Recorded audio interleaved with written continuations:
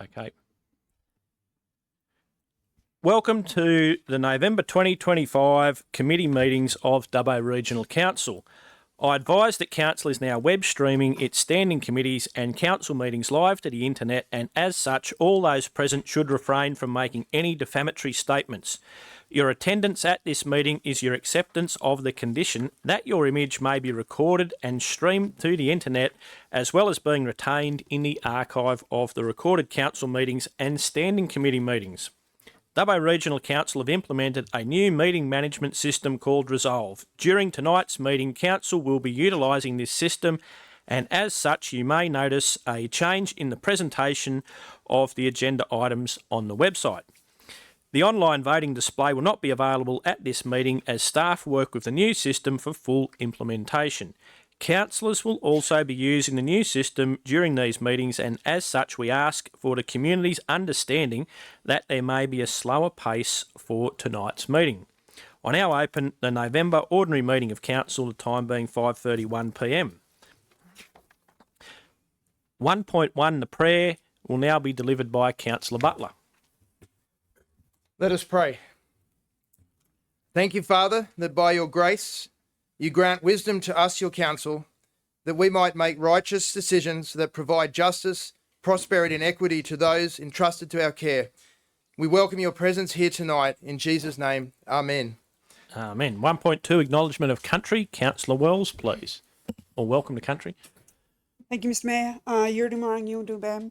I'd like to acknowledge the Tabaga peoples of the Wiradjuri Nation and who are the traditional custodians of the land. I would also like to pay my respect to the elders and present, past and present of the Wiradjuri Nation, and extend that respect to other Aboriginal people from other nations who are present today. I'd also extend that respect to everybody in the room tonight, and hopefully we'll have a great meeting. Thank you. Thank you. Number 2 is leave of absence. There have been no requests for leave of absence. Number 3, conflict of interests. Does anyone have any conflicts to declare? Councillor Richardson. Yes, thank you, Mr Mayor. I declare a conflict of interest regarding the draft housing strategy motion. So I will leave the room. When there's any discussion, I've got a pecuniary significant interest. Thank you. Thank you. Any further conflicts, councillors? Councillor Chowdhury. Thank you, Mr. Mayor. I have a item 8.10, St. John's College land acquisition for Sheraton Road. It's non-pecuniary significant. My son study on that college. Thank you. And I'll leave the room. Thank you. Any further conflicts, councillors? There being none. Point 4, public forum. I'll now run through the rules for public forum. Speakers will have a maximum of 5 minutes to speak. When you come forward to speak, please state your name and the item that you will be speaking to. When you have 30 seconds remaining, I'll ring a bell. At 5 minutes, you'll hear the bell rung multiple times, the microphone will be turned off and you'll conclude speaking. Registered speakers will be asked to speak first, followed by members of the gallery who also wish to speak if time allows. Gallery members should refrain from making any disruptive behaviour, including clapping or jeering. I'll now call upon the following registered speakers. First up, we have James Wilson on morality or discrimination. Question mark there. Not present. Is he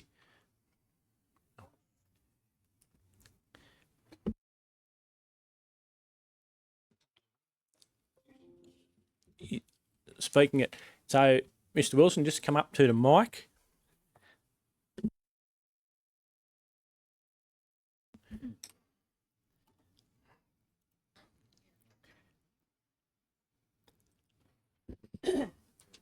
We right to roll? Yep. James Wilson, or Jim Wilson. My late wife used to babysit Josh a fair while ago. 2 years ago. Anyway, when I retired, which was some years ago, someone came up to me and said, spend everything and get on the pension. And I thought that was disgusting. But I would have been able to do it. Nobody would have discriminated against me. and there's plenty of people on various government support, sometimes 3 generations now. And I believe that that is unethical and immoral. The Apostle Paul said, "He who does not work, let him not eat." And he also said, "Support the widows who are widows indeed, not the freeloaders." And I believe discriminatory type legislation or ideology allows for people virtually to make a mess out of socialism. It was supposed to be taking from him who has and giving it to those in need. The trouble is, if you spread those in need too thin, you haven't got too much to give to those that really do need it. The Apostle Paul had that pretty right a long time ago. And I think one of the reasons why socialism has not done as well as it might have done, I was brought up a socialist, but I've changed my mind, is because what we have available is spread so thin, and this includes the mentality of non-discrimination. And I believe that council could get themselves tied up in knots from people maybe even suing them because you're not you're discriminating against me. Therefore, I think that the idea of ethics is a much safer term when you're handing out to help people.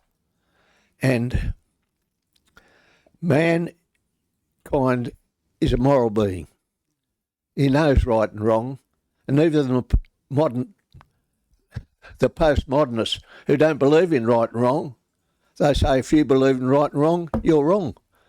And we find that this whole absolutes that's come in postmodernism and where everything is relative, they even say everything is relative, and that becomes an absolute statement. So we are by nature moral creatures. We love to watch Midsummer Murders and Judge John Deed, and I remember, and a host of others, and we want justice to be done, and we've got a fair idea of what justice is.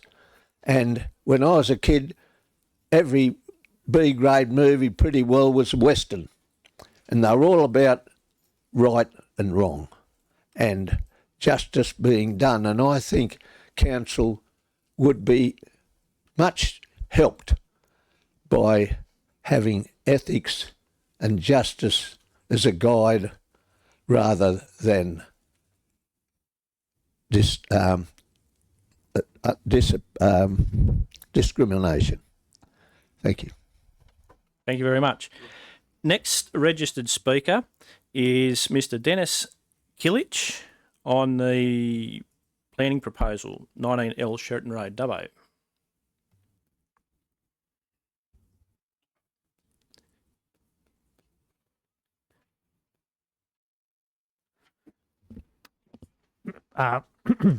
Mr. Mayor, councillors, if it's okay, having Mr. Joe Williams speak before me as the client and representing Uriga, just to change the orders, we've prepared our presentation for Joe Williams to go first, if that's okay. I can do that, yep. Thank you. Mr. Joe Williams on 19L Sheraton Road, Dubbo. Thank you very much, Mr. Mayor. Evening, councillors and guests. Speaking on behalf of Uriga, which is a solar recycling company, innovative First Nation startup business bringing an appropriate end-of-life management option to solar panels to the Dubbo region. The business is owned by Dubbo residents and will employ Dubbo local people. First has a First Nations employment strategy is aimed at mentoring, connecting both youth to modern land stewardship through introduction of the emerging solar economy and its many career paths. And I guess just on that, the challenges in and around the unemployment within our community and I guess recent news articles that have been made fairly well known around that sort of stuff. And this represents, over 250,000 tonnes of materials and recoverable resources. Yuriga solves a waste problem that our community will have to start dealing with really, really soon. Where we're at today, we've invested close to 200K, 190,000 into our depot so far with DA hard stand, fencing, Canadian forklift and so forth. We have solar panel supply agreements in place with solar developers. And anticipate more to be coming as well. Where we're headed, we're taking ownership. Upon taking ownership of the site and rezoning being approved, we will raise the remaining capital that was required to build our facility and employ local workers. Procure a panel recycling machine. Why the rezoning to our site's important? It will enable local owned and operated business to jumpstart operations and provide solutions to a long looming waste problem. Supporting local communities' vision to participate in the circular economy. And someone who's worked in the mental health and wellbeing space for a long time and was a professional sports person for a long time, we just want to provide an opportunity. The whole basis around why we wanted to start this was to provide a different direction, a new opportunity that young kids, less than a hell of a lot of young Aboriginal people want to be NRL players, AFL players and so forth. Stats will show you it's probably less than 1% that get to do that. So, we're trying to create a separate conversation here around building a new economy for our community, provide new employment ways, options and leadership within our community to be able to do that. Instead of our kids, whilst they will look at TV and look at sports people, we want to create local businesses to be able to look at local business people that can, break long-lasting challenges within our community around unemployment and so forth. So that's what Yuriga is. It's how we do it. And, with this DA approval on Sheridan Road, we hopefully to be able to step forward in how we do that. So thanks for your time. Thank you very much. And next up, we'll have the speaker who just got up, Mr. Dennis Killich, on the same item, please. Thank you, Mr. Mayor, councillors. I'm Dennis Killich, Director of Gordian Planning and Design, and I represent the applicants, Yuriga Indigenous Corporation, in support of agenda item 11.1, which is a planning proposal at Sheraton Road. I'll speak to the more technical aspects, the town planning principles and strategic merit in support of the planning proposal. The planning proposal before you is the only way to achieve the intended outcome, which is to facilitate a recycling and processing facility in Dubbo. The current zoning does not permit this. Strategic and site-specific merit is established in the planning proposal and supported by the council staff report in this agenda. Our proposal actively implements council's own strategies, being the employment land strategy, as well as the waste management strategy. The council staff report outlines how the proposal brings forward the inevitable inclusion of the subject site at 19L Sheraton Road within the Blue Ridge Employment Precinct for further employment generating land uses. The proposed E4 general industrial zoning is the only way to achieve the intended outcome, and this zone reconciles diverse adjacent land uses, such as the existing solar farm, a quarry, and the buffer area to the South Lakes urban release area. Therefore, the E4 zone is the most appropriate employment zone. It also brings me great pride in reiterating that this is a First Nations-led initiative of a Dubbo-based startup to effectively manage and bring circularity to a renewable energy product. I'll reiterate, this isn't about a new solar farm, it's about existing solar panels that need to be recycled. In this aspect, our proposal also directly aligns and implements Council's community strategic plan to empower and form meaningful partnerships with First Nations communities and enterprises. We look forward to your support of Agenda Item 11.1 for the planning proposal at 19L Sheraton Road. Lastly, I'd like to thank the CEO and the Director of Planning and Environment for the facilitative customer service and the outcomes-focused approach that we've experienced. Thank you. Thank you very much for that. Next up, we have Amanda Pepinell on the draft housing plan. Good evening, fellow residents, Mr Mayor, councillors and council staff. My name is Amanda Pepinell. I'm speaking this evening in support of growth and in celebration of South Dubbo, a community we must continue to cherish and protect. Dubbo Regional Council's draft housing strategy plan sets out vision for thousands of new dwellings. Growth is inevitable, and this is an opportunity we can embrace with courage and foresight. Most importantly, it is an opportunity we can meet while preserving and celebrating the very qualities that make Dubbo and our LGA a place people are proud to call home. The strategy itself acknowledges that our urban release areas, Northwest, Central West, Southwest and Keswick Estate, together have the capacity far beyond the projected demand. In other words, we already have the space, the land and the opportunity to grow responsibly. Yet hidden among these broad plans are interventions that focus specifically on South Dubbo, proposals for increased housing density around South Dubbo local shops and suggestions for further infill development. It does not make sense. Family housing situations are changing, with people seeking smaller, flexible options. That change is real and we can grow with it. But growth does not have to come at the expense of those who value living with a big garden, space for children to play, and a lifestyle that makes South Dubbo unique for people who choose to live there.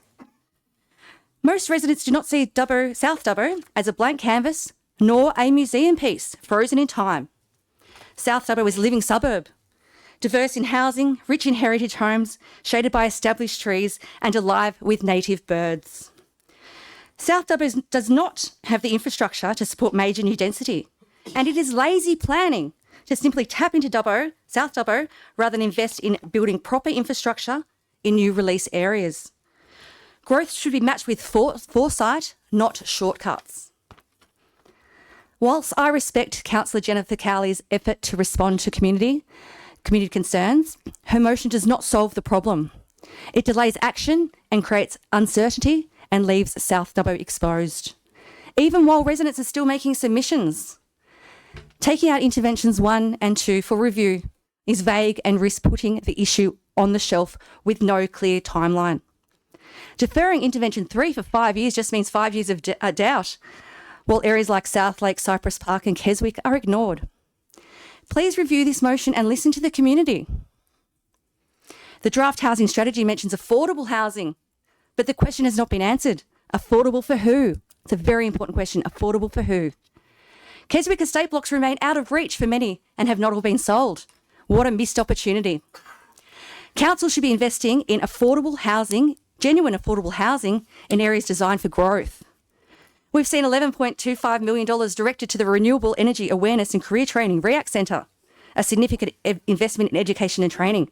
But imagine imagine the difference if that same level of energy and resources had been invested into actual affordable housing.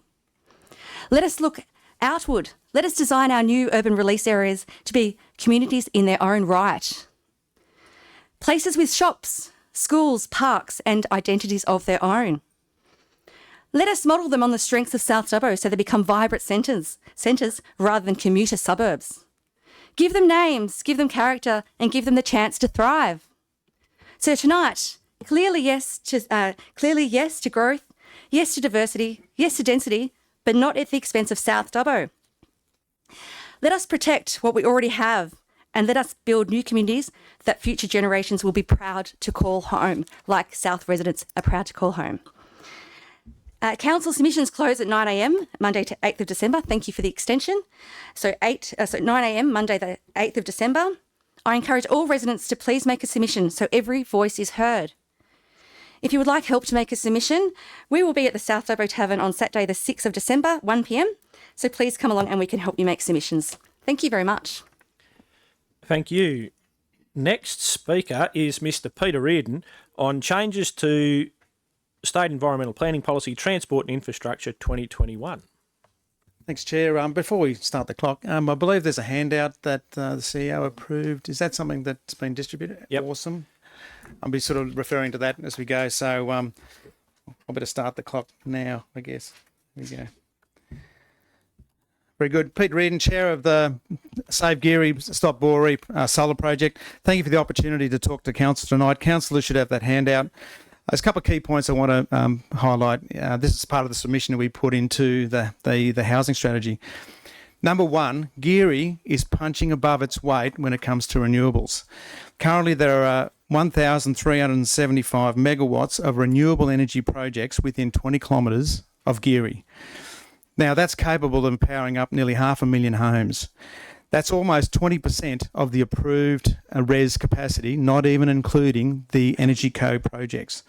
These projects are encroaching on our towns, threatening their growth, rural character and quality of life.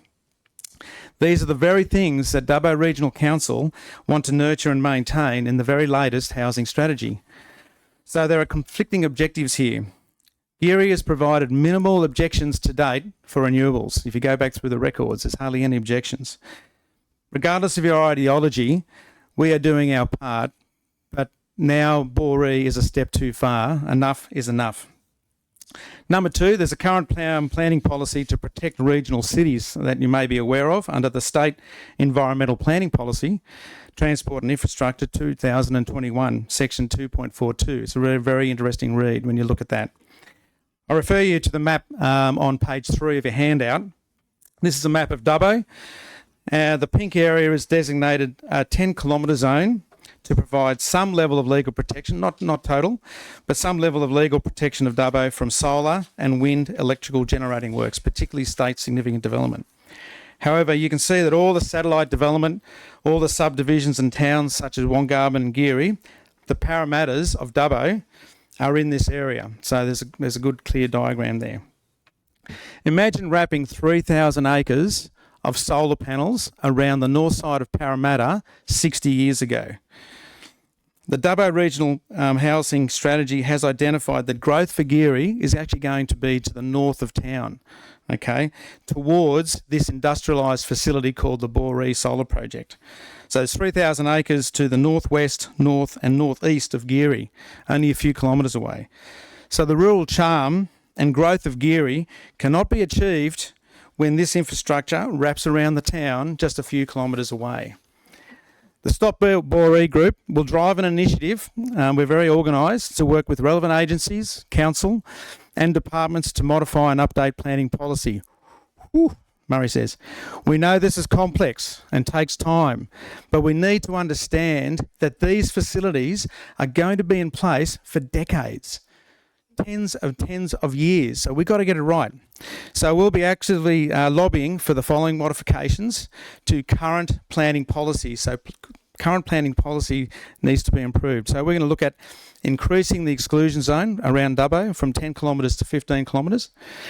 We're going to establish, looking to establish mandatory 10-kilometre exclusion and buffer zones, similar to what's already in the planning policy, around small rural towns like Geary and Wongarban to safeguard future growth and preserve their rural charm. So we've actually engaged our own specialists on this. A quick project update, just to highlight a couple of items we keep emailing to you guys every week, but a couple of key strategic items. One, we're expecting a written response from the Agriculture Minister today, I think it was the day, on our petition that was tabled to the New South Wales Parliament. So we'll be actually getting a written response based on our petition. We have secured a meeting with Paul Scully's office after much lobbying. So we're going to discuss our position and opposition to the project and why to Paul Scully's office. And Mark Banasiak has recently tabled a notice of motion to the New South Wales Parliament against the project on our behalf. And that's going to be debated by Parliament. So we're targeting the strategic level for this SST. Dubbo Regional Council is in a unique position with 28 renewable projects and more and counting to select which ones to support or oppose at the exhibition stage. So in preparation for the Boree one, I'll be scheduling regular presentations to you guys, so get used to seeing me over the next 12 to 18 months, and I'll be detailing to you guys on how we're fighting VEN on the planning basis. It's quite specific to flooding and all the issues that we're going through, but also to make council fully aware of the proponent VEN Energy against this project. Thank you. Thank you very much.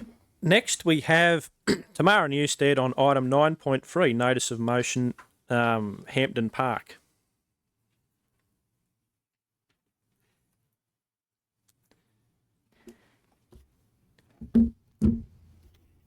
Thank you, Dubbo Regional Council, CEO and Mayor and councillors and staff for the opportunity to speak to you today. My name is Tamara Newstead and I'll be speaking in support of item number 9.3. My family has lived on Bencubbin Drive for 18 years and, like many residents, will be directly impacted by the proposed Hampden Park solar battery and storage system project.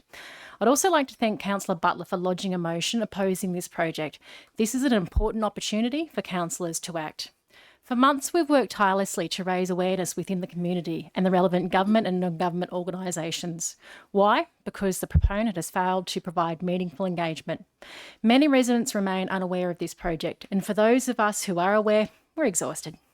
We've been forced into a world of researching legal jargon, interpreting legislation and reports, attending meetings, all while trying to balance family and full-time work. We do this to protect the lifestyle that is at the heart of who we are, a lifestyle we paid a premium to secure. We're mentally, emotionally and physically drained. Continue at this level for another 1 to 2 years presents a breaking point for many. By now, councillors know why opposition is strong. The reasons are outlined in our objection to the scoping report. The pivotal issue is the inappropriate location of this project. The Hampden Park BESS is a unique situation. Unlike other solar projects that adjoin 2 or 3 maybe farming properties, Hampden Park sits directly between 2 rural residential estates, Bencubbin and Firgrove. With only one access road, residents of the estate will have no choice but to drive past thousands of panels daily. Safety concerns relating to heavy machinery, additional traffic and fire risk are real. We've had 2 fires in the past fortnight requiring New South Wales Fire Brigade attendance. My family's property shares a half a kilometre boundary with Hampden Park. Our 300-metre driveway at our home sits just 60 metres from the boundary fence. From 3 sides of our home, including bedrooms, family room, office, kitchen, dining, pool, outdoor entertaining areas, we look directly onto the project. Elevated homes in our estate will overlook the entire site. The proponent's solution, a 6-foot mesh fence and vegetation screening. It's unrealistic. This concern was also raised by councillors themselves last week's meeting. Trees take decades to establish and in Dubbo's climate and require an enormous amount of water and care. The South Keswick Solar Hub, land owned by the same landholder as Hampden Park, proves this. After 9 years, it has very few, very small surviving trees and no other form of vegetation. Further, homes within our estate sit 40 metres higher than the proposed site level. Screening would require trees to be 40 to 50 metres tall. To put this into perspective, the trees would need to be the equivalent height of Dubbo's highest building, the newly developed No. 1 Church Street. Eliminating visual impact is impossible due to the geographical layout of this area. Property values will inevitably fall. It's naive to think that they won't. Buyers pay a premium for rural serenity, not to overlook thousands of panels and the glint and glare they produce. Add the disruption of construction, the noise of heavy earth-moving machinery, transforming the natural landscape, the vibration, the echoing sounds of thousands of posts being driven into the ground day after day. There are 30 homes in Bencubbin Estate and 200 homes within a 2-kilometre impacted by this project. Again, I've strongly emphasised that the scale of impact from this particular project is unique compared to other projects. Dubbo's expanding to the east. Look at Daisy Hill, look at Blue Ridge Estate. Already serviced by garbage collection, mail, school bus and with town water nearby, Hampden Park is a logical land to meet future housing needs to the east of Dubbo. Approving a solar project on Hampden Park sterilises that potential. Dubbo's fortunate to be part of the Central West RES with 20 to 30 projects at various stages underway, both RES affiliated and independent within our region. Whilst VPAs for each project bring welcome financial benefits for Dubbo, these financial incentives cannot override what is truly at stake. Consider the community impact and the city image. Hampden Park is highly visible from the highway. Do we want Dubbo to be a gateway of Black Sea of panels? Be like other councils. Yes, Mudgee, Port Stephens, we ask that you stand with your community and oppose this specific project. I emphasise very strongly that this is not about Dubbo Regional Council opposing the solar rollout or the importance of solar. It's about assessing each project individually. If negatives outweigh positives, it should not proceed. We know this is a state significant project and the final decision does not lie with council. However, council's opposition has significant power on the overall process. Council opposition to the Hampton Park BESS will trigger a review by the Independent Planning Commission. Without council's opposition, 50 individual submissions are required to initiate the SAM level. All that we ask of our elected councillors sitting here today is for your support to ensure that every possible step is taken in this decision-making process. Please oppose this project. Please trigger this review. Please stand with your community in identifying that this particular project is in an inappropriate location. Thank you for your time. Thank you. Next up, we have Mr. Michael Edwards on the Hampton Park Renewable Energy Project.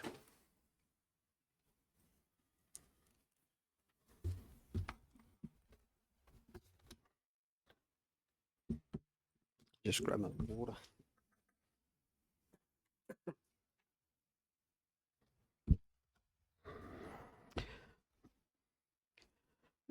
Thank you, Mayor. My name is Michael Edwards. I'm a resident at Bencubbin Estate, 19R Bencubbin Road, and we've been there for 35 years, my wife and I. We've raised 3 kids and had a very enjoyable lifestyle and in a beautiful place to live. I thank the council for allowing me to speak in favour of Councillor Butler's motion calling for the Hampton Park Solar Factory not to be progressed any further. As I said, we have raised our 3 children there, and now 2 of those children are lucky enough to enjoy the lifestyle that comes from living on 25-acre estates in 2 other locations in the Dubbo LGA. As you are aware, the Hampton Park Solar Factory and battery storage proposed to be located just 5.1 kilometres from the speed reduction signs of Dubbo, located between 2 local residential communities, Bencubbin Estate and Firgrove Estate, housing a combined 200 plus families.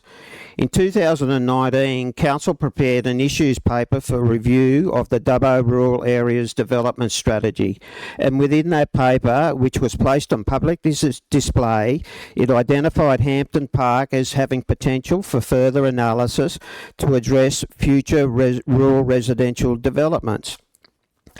This paper was raised and discussed with the proponents of Hampton Park Solar Factory in, I believe, May this year. And those discussions perhaps led to their warning statement in the scoping report notifying Council that, and I quote, that the Transport and Infrastructure State Environmental Planning Policy prevails over any Dubbo LEP. In such, the project is permissible under the provisions of the TISEPP. Sadly, the identification of Hampton Park as potential infill for the R5 development in that 2019 document did not raise a mention in the Council's submission to Sears. Given that it is now indicated that the proposed Hampton Park Solar Factory and battery storage will now have a lifespan of in excess of 40 plus years and now condensed into an area in acres nearly half the size of the original proposal, but still somehow being able to generate 180 megawatt development. Surely it would be in Dubbo's best interest to keep the option open for Dubbo's current and future residents to potentially enjoy the wonderful lifestyle of living on small acreages in the Dubbo LGA. Currently, there are very few vacant 25-acre blocks available for the building of one's dream home. Also in the scoping report, the proponents make what I consider an overreach statement, and I quote, that Hampton's Park SESS is strongly justified due to its potential to contribute to the aims of the Roadmap National Electricity Market. Perhaps that's putting the cart before the horse. I would have thought that would have been more likely to be a statement for Independent Planning Committee to make at the completion of the project, if they found in favour of the project going ahead. One that ARES could make at the start is wrong. When speaking to the CEO of ARES at the first community forum, I asked, why are you selecting locations where communities are directly affected? His response, and I quote, "It's not financially viable to do that." Hence, we end up with a desktop PC site selection, and we are put through hell for 2 years. Councillors, I point to you to the state significant guidelines, and on page 32, 5.1.1, key principles for site selection. I quote, "Solar energy projects should be sited and designed to avoid areas of topographical constraints that would increase visibility of a development."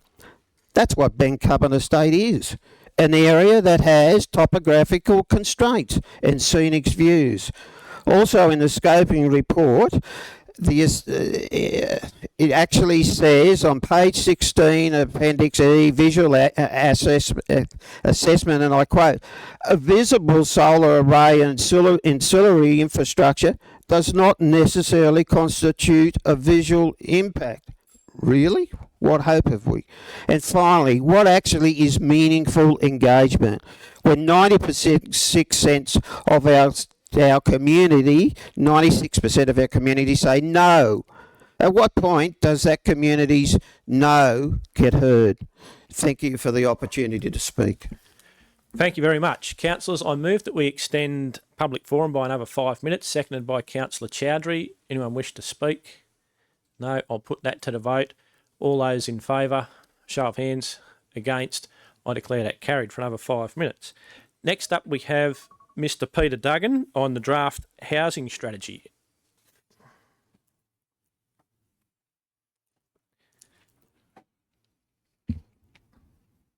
Yeah, I'm Peter Duggan. I'm speaking to Councillor Cowley's motion regarding the Dubbo Regional Housing Strategy.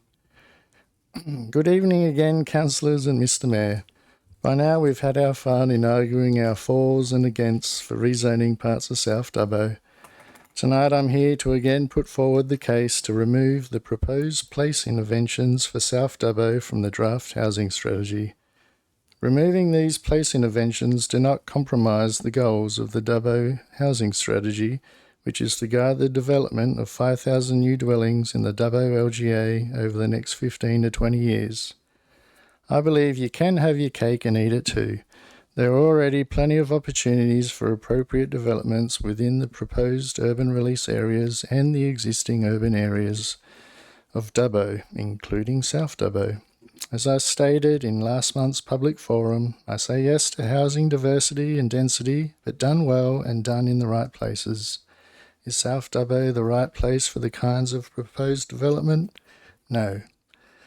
But you need not listen to the impassioned and biased words of a proud resident of South Dubbo, but instead listen to council staff and engaged consultants who have repeatedly said in prior reports and heritage studies that the previously made rezoning of parts of South Dubbo were a mistake.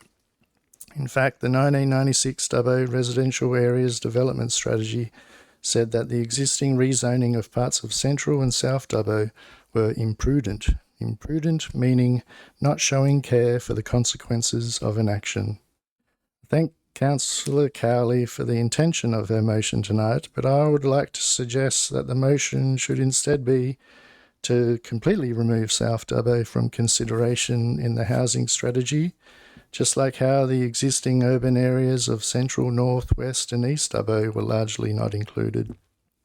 I would also like to suggest rewording her third recommendation about character conservation areas in Dubbo and Wellington. Dubbo already has heritage precincts and the central part of Wellington is a heritage conservation area, albeit heritage precincts have no legislative weight, and that is deliberately so, with Dubbo Council having ignored the recommendations in each of the heritage study reviews over the past 30 years.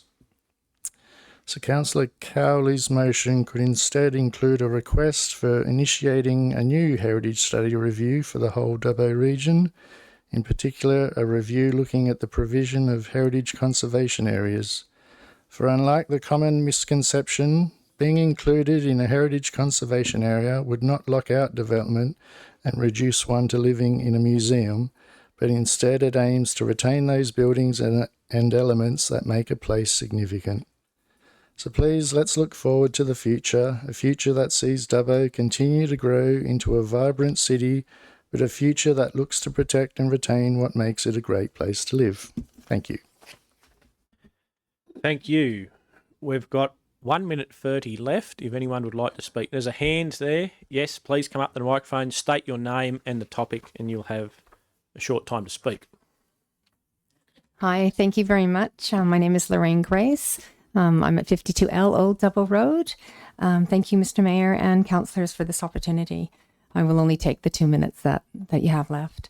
I speak on behalf of the mothers in our community and 124 others I have signed here. And I also speak from a 24 years experience in my role as a marriage and family counsellor in the region. My concern is about the baseline eligibility requirements for the events and activities and programs. The point in this baseline requirement, the point about the events or the projects not being illegal or discriminatory, I believe that that is a good point and honourable. However, taking the word immoral out means that future events and activities may be allowed to have immoral themes and behaviours. My fear around this is that this will then become a child protection issue in our community. Parameters for eligibility need to be included in child protection ideals. For example, if the event is outside and public and the content must then be appropriate for children and follow the child protection laws. I have looked up the definition of morality, and the definition is principles concerning the distinction between right and wrong or good and bad behavior. Now, someone has to judge this, and that's where the difficulty lays. What's right for me might not be right for you. What's wrong for me might not be wrong for you. So therein lies our dilemma. But what if we were to consider different ethical frameworks? For example, having the freedom to express yourself publicly already includes a limitation where the law of prohibiting public nudity or indecent exposure already exists. So in that case, it's already protected.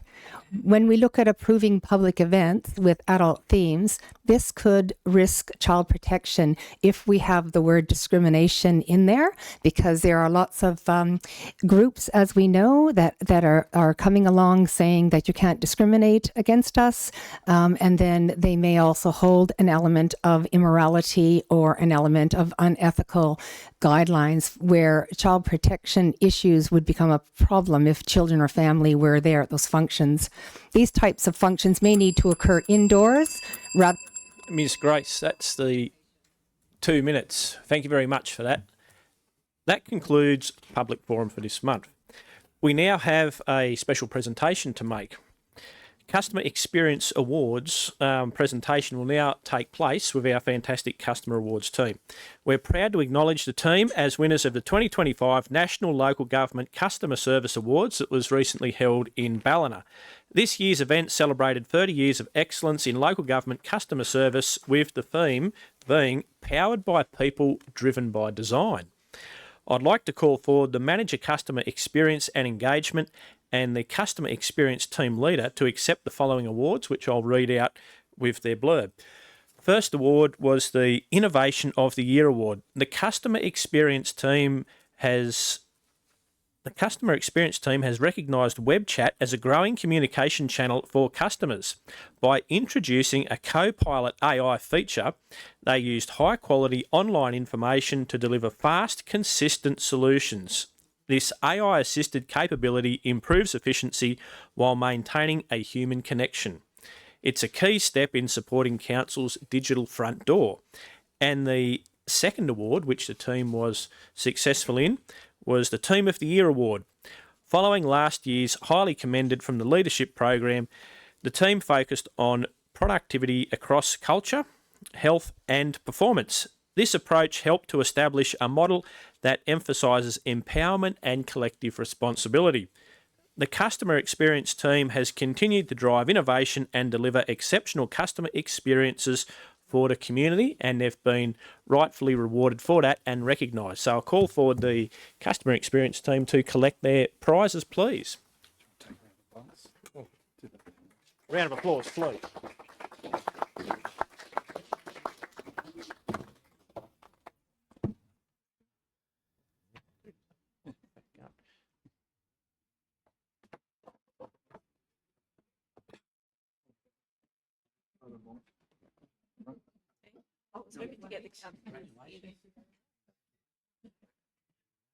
Turn around this way, guys. Josh and Luke, turn around this way.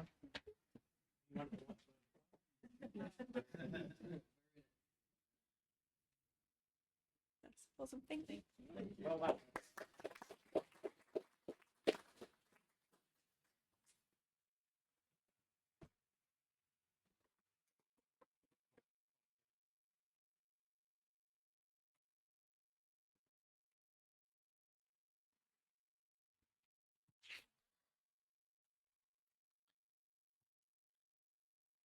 Item 5.1 is the confirmation of minutes of the ordinary council meeting, 28th of October 2025.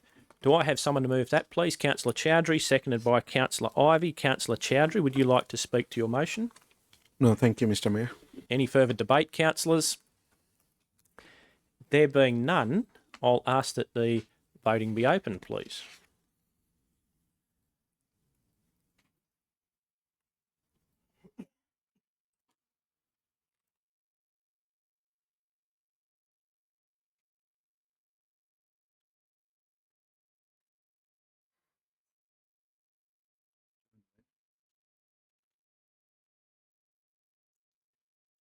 Have you joined the meeting?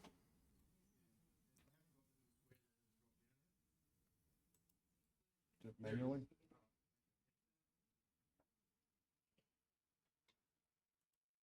There we go. Carried unanimously. 7.2 mayoral expenses for October 2025. I'll now move my motion. Do I have a seconder? Somewhere, Councillor Chowdhury, thank you. It's all in. Take the report as read. Any debate, councillors? Councillor Ivey? 7.2 mayoral expenses. Oh, I skipped it. Flicked over 2 pages. We'll go back and do that one. 7.1 mayoral appointments and meetings. I'll now move that one. Seconded by Councillor Chowdhury. Thank you. I'll take that as read. Any debate, councillors? There being none, I'll now ask that the voting be open, please.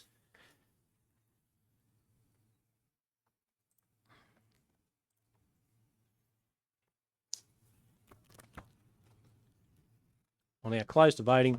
Carried unanimously. 7.2 mayoral expenses for October 2025. I'll now move that. Seconded by Councillor Chowdhury again. I'll take that as read. Any debate, councillors? There being none, please open the voting.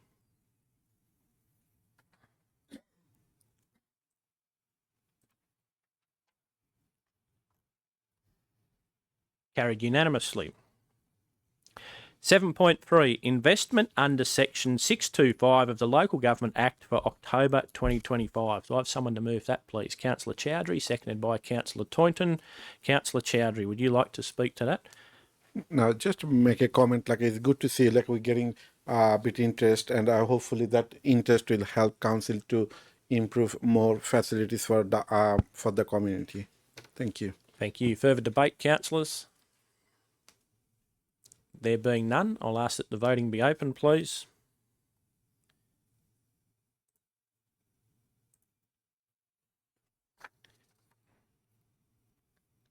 Carried unanimously. 7.4 report of the Multicultural Advisory Committee meeting 3rd of November 2025. Moved by Councillor Chowdhury, seconded by Councillor Wright. Councillor Chowdhury, would you like to speak to that? No, thank you, Mr. Mayor. Thank you. Any other debate, councillors? There being none, I'll ask that the voting be open, please. Cast your votes.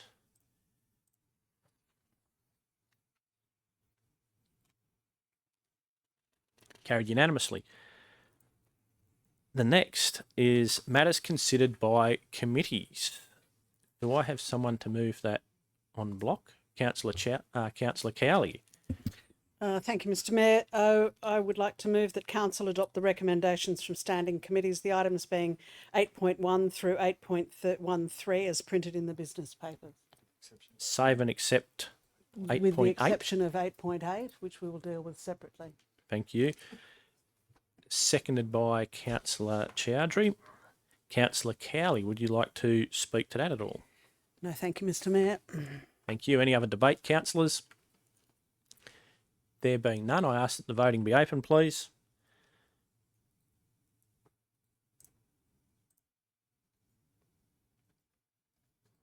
Carried unanimously.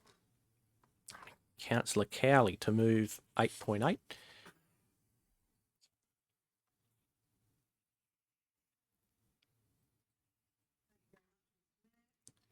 Sorry. Thank you very much. Could I please move that Council the recommendations of the Infrastructure Planning and Environment Committee 8.8 St John's College land acquisition for Sheraton Road project as tabled there in the report. Thank you. Seconded by Councillor Wright. Thank you. Councillor Chowdhury. Thank you, Mr. Mayor. Point 8.8, I have a non-pecuniary non-pecuniary and significant conflict because my son study in this college. I will leave the room. Thank you.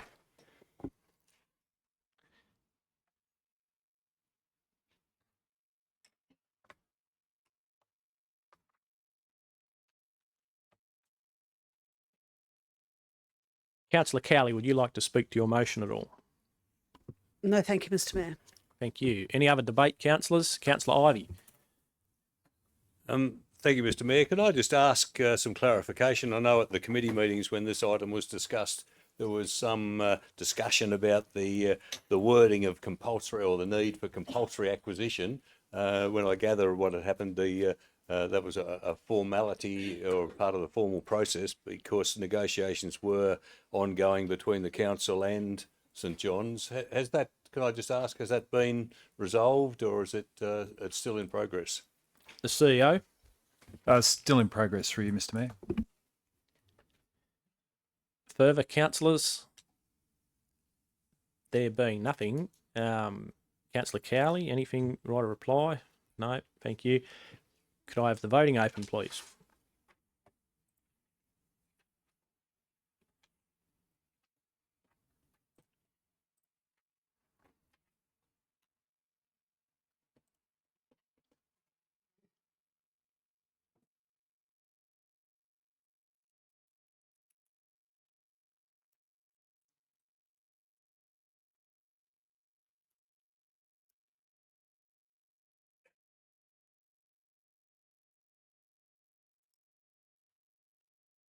Next one.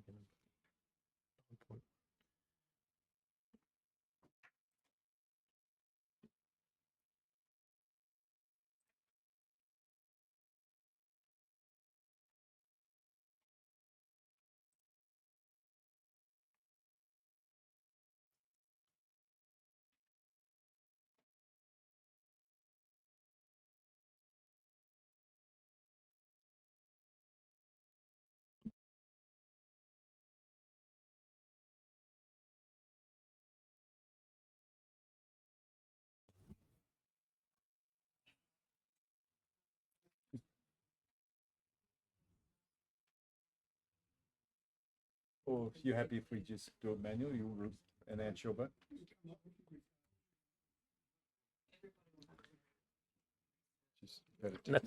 That's all right. We've had a slight technical glitch. We will just restart this and do that vote again so that all votes can be recorded online. Could councillors please cast their vote again?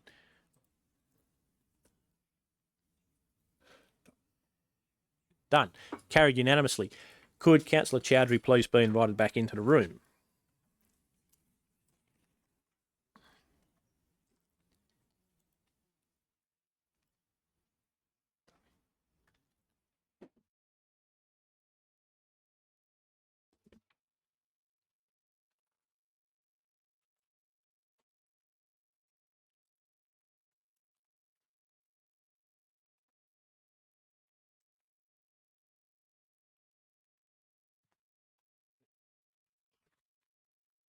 Hmm.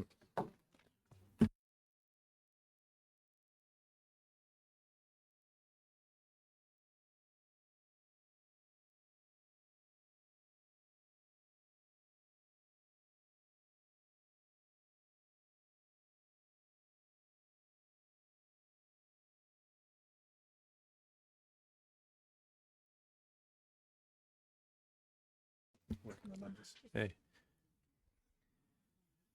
Next item is, or up to notice as a motion, 9.1 Financial Assistance Policy Amendment. Councillor Butler has moved that. Would you like to read it out, Councillor Butler? Just a slight change, Mr. Mayor. So 9.1 Financial Assistance Policy Amendment. That Council adjusts the Financial Assistance Policy Section 5.8 on page 7 regarding the baseline eligibility criteria that currently reads, "My project is not illegal or discriminatory," to be, "My project is not illegal or discriminatory or unethical." Thank you. A seconder, Councillor Chowdhury. Councillor Butler, would you like to speak to your motion? Yes, indeed. Thank you. So, the councillors, thank you so much for the opportunity to speak to this. Just very briefly, history, working historically in July, we did have the mention here of that your project can't be illegal or immoral, and that was removed to put discriminatory. And so I'm proposing to put unethical back into that, as unethical, I think is a more neutral term, but I think we can still agree that these are important things. So the reason it's necessary is because there are times when things could be legal but not ethical. And for the sports fans, you might remember 1981, the cricket, when New Zealand and Australia played, and there was the 6 runs and the last ball to win the match, and they bowled underarm. You might remember that. And or for some of us who are older, maybe show age. But anyway, what happened was it created an outrage because whilst it was legal, it was not in the spirit of the game of cricket. And this is what I'm trying to get at tonight. There may be things that come up in our funding portfolio, whatever you want to call that, when we presented these things. They might be legal, but they could be unethical. And one of the speakers who spoke there mentioned that, like, for instance, the child protection issue. You know, that might be a possibility. So it's not against this, how would you call it, illegal and discriminatory. It's actually complementary. It's a necessary conjugation to go with this so that we have a protection against something that might be quite awkward, perhaps a bit unusual, but we could see that where it could go in terms of an ethical situation. It was also brought up tonight saying that, okay, whose ethics are we talking about? And, okay, it's a valid question, but I would say that as a society, as Dubbo, as LGA, there's more that joins us together than divides. So we might have different ideas on, let's say, hot button issues, you know what I'm saying? But when it comes to the base ethics, I think, even in our own documents here, in the Government Act, Local Government Act 93, the Code of Conduct for Councillors, for this financial policy itself on page 4, we read that there's things like dignity, fairness, talking about conflict of interest. We just saw that now, people declaring that. Honesty, integrity, respect, competence, all these things. What I'm trying to say is we agree on so much that we shouldn't focus on this little bit, what do you think this might be different on this sort of controversial topic? So yes, I think ethical is a really good, very valuable word that can bring us protection in a case where something is maybe awkward and perhaps like a child protection issue or something like that, where something is actually legal, but it's not ethical. And therefore we would have a basis in order to perhaps, not approve that funding. So if I could encourage us, so just to finish off, I'm hoping to go beyond mere legal compliance and to act in a way that serves the public interest. And I think that's the key, isn't it? The whole reason we even have ethics and laws and all these things is to make a better society, a more stable society. And so I see this as a positive addition to an already well-written financial policy. So thank you, councillors, for listening, and I trust that you can support my motion. Further speakers?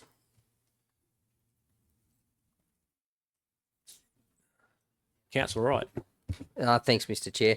Look, I'm hesitant to support this. I totally understand where Councillor Butler's coming from with his description there. I think when we talk about illegal and discriminatory, they're both things very clearly outlined either in law or in policy, which every business or council in New South Wales and Australia would need to follow. Whereas ethical is very personal from a judgment perspective, and I note from the public gallery there were some examples there where children exposed to different things, and I know if something was potentially detrimental to my children, I just wouldn't take them there. That's quite simple. So I think we're opening ourselves up a little bit to interpretation of what might be ethical and what might be unethical, and that's the concern I have with it. Look, I do put a lot of trust and faith in staff who abide by the guidelines of policies such as this financial assistance policy, and look, ultimately prior to any of those grants being actually given, those things do come before council and do give us the opportunity then to call them out if we do see something that we believe in our eyes it doesn't quite fit or requires further investigation. So I'm a bit hesitant at this point to support it, but I'm really interested to get the feeling and thoughts of some other fellow councillors as well. Thanks. Councillor Cowley. Thank you very much, Mr. Mayor. Look, when it came up in July, I voted against the exclusion of the word discriminatory and against inserting the word immoral, because I'm deeply uncomfortable with the idea of one person's or one set of values being imposed, or as Councillor Wright said. It's a subjective measure. I think with the word, the inclusion or the reinsertion of the word ethical, I'm more this is not a hill I'm prepared to die on. I think making sure that we have the word discriminatory in there gives us an objective legal framework with which it's a single measure of right and wrong. And I take what the speakers against this motion or for this motion said, but I also echo Councillor Wright, who said that there's a great deal of trust in the staff. So on this occasion, with the amended motion and the inclusion or the retention of the word discriminatory, I am prepared to support this motion. Councillor Dickerson. Thanks, Mr. Mayor. Just a question to begin with, if I may. I'm not sure if there's an implication that there has been projects or have been projects that have been approved that have been unethical, which is why this has been brought forward. But I'm a bit concerned if that is the implication, that our staff have brought things to council that have been unethical. But I'd like to ask a question that you can direct wherever you'd like. Presumably there is a code of ethics. There are processes that our staff go through now that would deem that any project that was put forward that's assessed, because there's an assessment process that our staff go through first, surely there's a process there that a consideration is given to the project, again from a legal perspective, which is in our policy now, a discrimination perspective, which we've talked about, but presumably there is something already around ethics in terms of the process and our general code of ethics that we deal with. So I'd like to just get that question answered first, if I may. Thank you. To the CEO. Yes, so remember what we're talking about is the form for community grant funding for people to fill in and check box. Staff, irrespective of what someone ticks, will still assess it against our obligations, both in the Code of Conduct, which is the ethical framework for which we behave in local government. We also have other policy settings around business ethics as well that are formally adopted.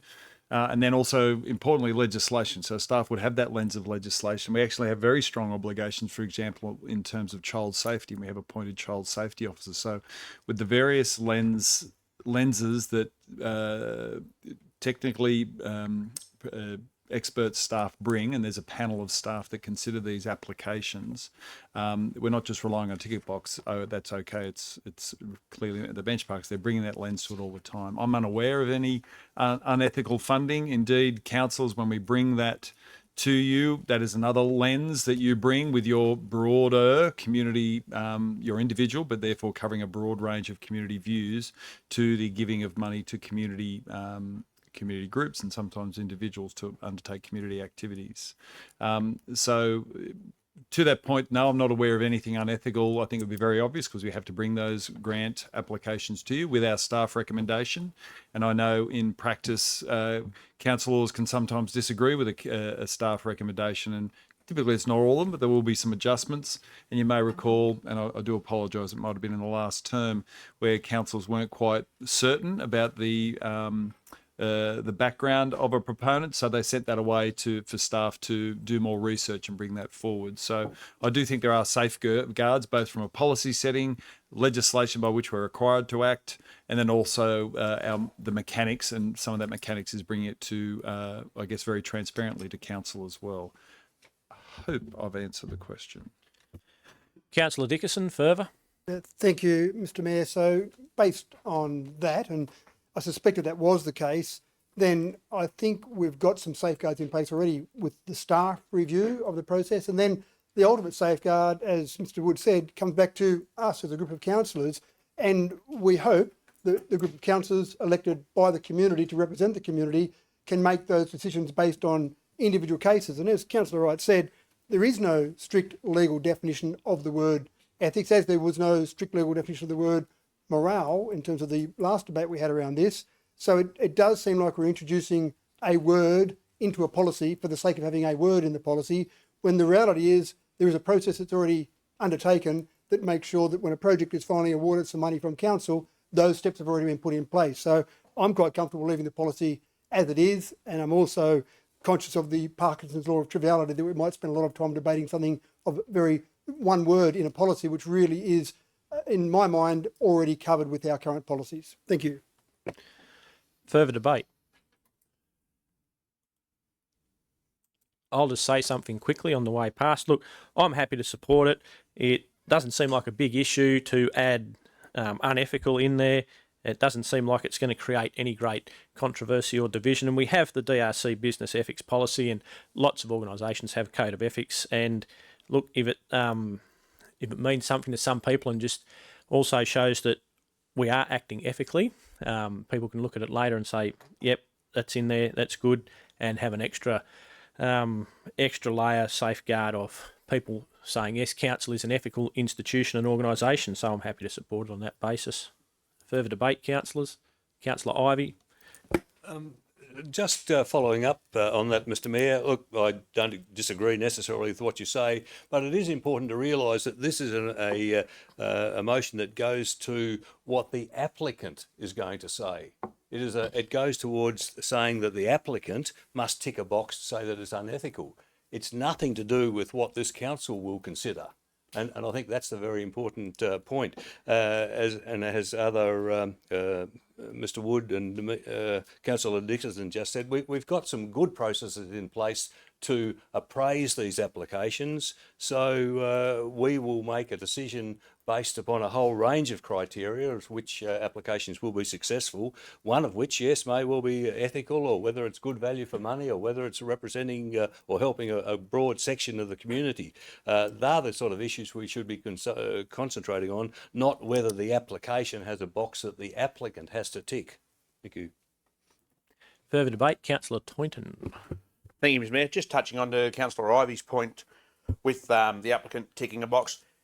If, like this policy that we're looking at now doesn't change from anything, but if that's on there, it may serve as a what is ethical, what's unethical. They may sit there and say, oh, we're thinking of running this XYZ event. They may ask around and say, do you reckon that'd pass the pub test? Do you reckon it would be ethical or anything? So they may just see it as asking a few people. Like, generally, I don't think we've ever had anything that crosses any lines or comes close to where it's like, no, is it or isn't it? So I'm happy to support this motion. Thank you. Further debate. Councillor Ryan. Oh, look, I think it'd be unethical if I didn't put my 2 bobs in.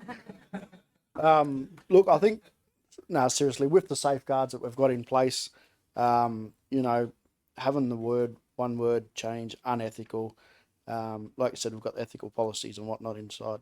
If it makes everyone feel a little bit more comfortable and it adds to that safeguard, I'm happy to support it as well. Thank you. Further councillors? if there's nothing further, we'll go back to the mover for a right of reply to anything there. Yes, thank you, Mr. Mayor. Oh, yes. So just to talk to some of those points, I thank you for Councillor Dickinson and his mention his points. I know he said that there's no strict legal definition for the word ethical, as perhaps discriminatory might have, but that doesn't stop it putting it in our documents. So the 93 Act, Local Government Act, which Councillor Dickinson often refers to quite regularly, actually talks much about ethics. And so it doesn't have a strict legal definition, but it's still in there and it still serves, I believe, a valuable role. To Councillor Wright's point, I would just reiterate that his hesitancy would be unwarranted. This whole concept of, what other people think and a relativism type thing. I think I mentioned when I spoke initially, that I think there's more that joins us than divides us. So I think it is a risk, but it's a small one, and I think a risk worth taking. I think what the appeal to the general understanding of, like I mentioned, who's going to argue about dignity and fairness, conflict of interest, honesty, integrity, respect, competence? You know what I'm trying to say? Who's going to argue against that? And I think we all share that. I'd be very confident, just to allay your fears, that we share those common values. And there may be, some points that we differ on. That's just being human, right? Nobody thinks alike 100%. But I would suggest that that's the smaller sphere of influence. The biggest sphere is that we agree on far more than we think we disagree on. And then to Councillor Ivy's point, just to say there that it's on the application and that we've got safeguards, and I get that. Okay, sure. But then why not remove the word illegal and just say, okay, we've got plenty of safeguards back here. It's got to go past the staff. It's got to go past the council. Let's get rid of illegal as well. Why stop it? Immoral, or what was the other words? Discriminatory, or whatever, or unethical. Let's get rid of why even bother with the box? Just set them in at the start. So I'm just saying that point there is not necessarily how would you say it, a concern. I just want to lay your concerns with that one too, Councillor. So thank you for your time, and I just in finishing again, please. I think there are times when something can be legal and yet unethical, and this gives us, I believe, a valuable and tool, if you want to call it that, or a stopgap to help us should we get an awkward situation where we don't know quite where to go to this, and we might think, well, someone's asking for this funding and I don't really know if we should, and we could at least fall back on something like that, and that would be a definite help to our decision making. All right, so thank you, councillors, and I do ask again if you please support. Thank you. Please open the voting.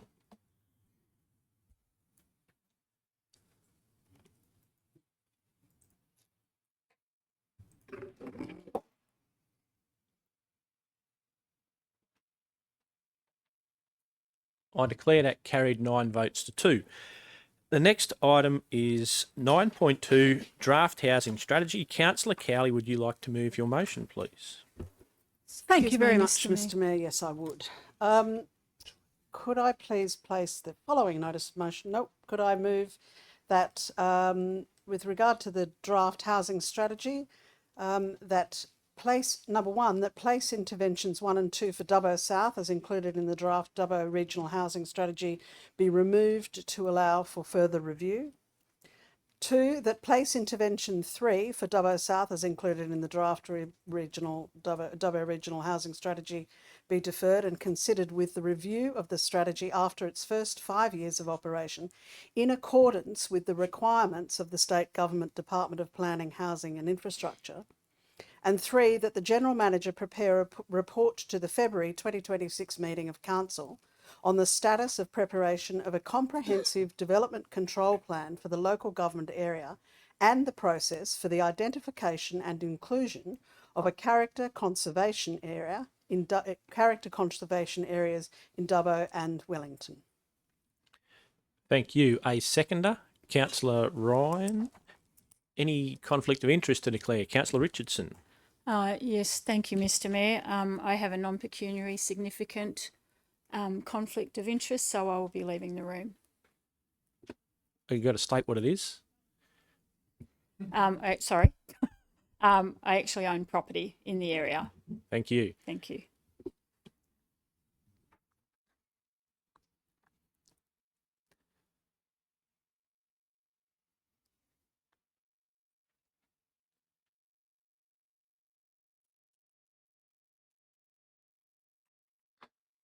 Councillor Cowley.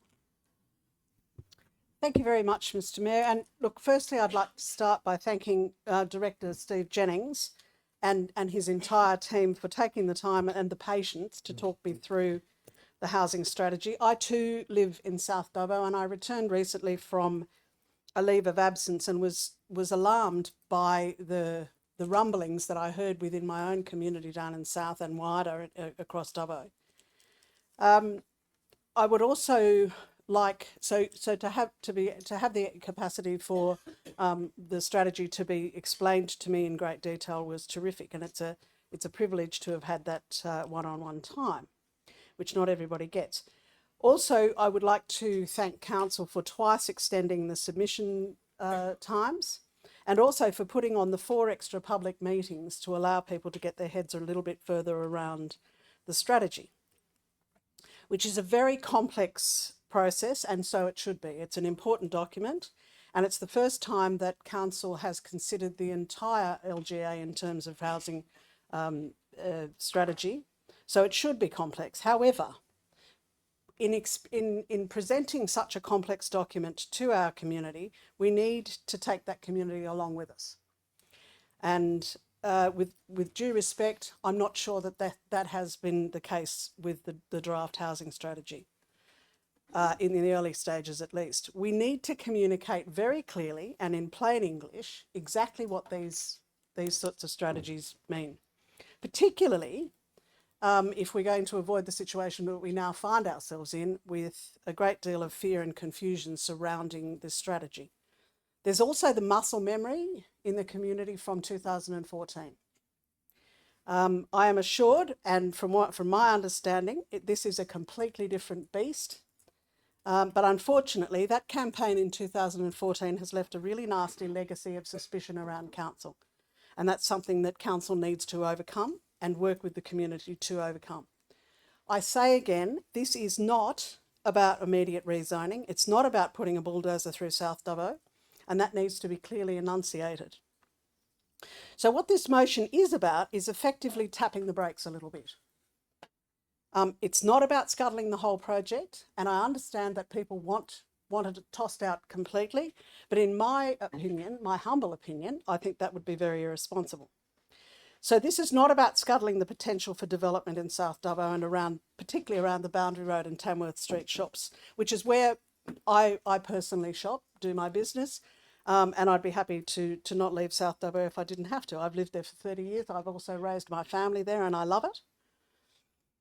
I do understand the concerns, but tossing it out completely, as I said, I do think is irresponsible.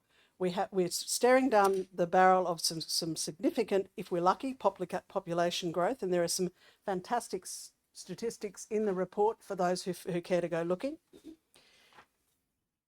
There's information in there about our changing demographic and the evolving nature of our society, and the consequently evolving nature of our housing needs.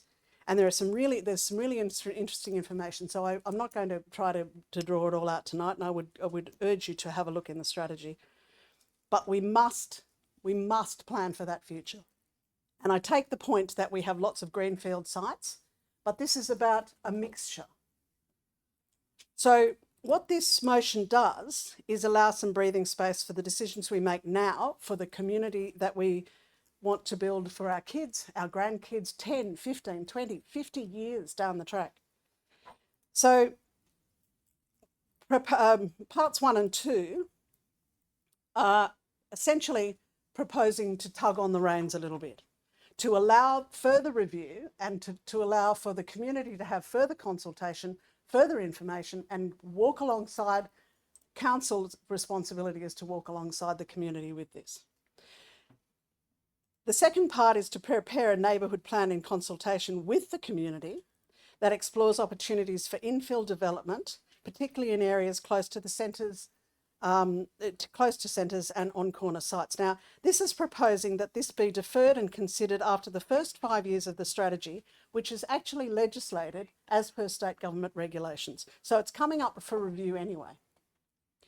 This is not about kicking the can down the road for someone else to make the decision, and neither is it leaving South Dubbo in a state of uncertainty. I think it's quite the reverse, to be honest.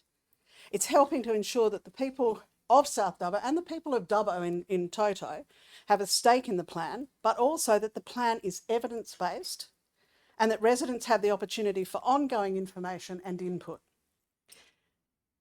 We also need to ensure that whatever housing plan evolves as a result actually reflects the need of the community at the time. As I said, I live in South and I have done for 30 years, but don't take my word for it. I recently had a conversation with our former Mayor, Stephen Lawrence, who is no stranger to planning issues, and he lives smack bang in the middle of the two areas in question in South Dubbo, in what I'm sure he won't mind me saying is a house of great character and heritage. So the man has a bit of skin in the game here. So he recently told listeners in an interview with 2DU, and I quote, "This is a long-term process, and when you put in place zoning changes, it's meant to stand for decades." And again, I'm quoting, "I think ultimately this is pretty consistent with the way other Evo cities have dealt with established residential areas. You can't," again quoting, "you can't preserve an older established residential area like it's a museum. We need orderly housing growth because we're facing through to 2041 a 16% increase in our population, and we're in the middle of a housing crisis. Medium density and generally speaking,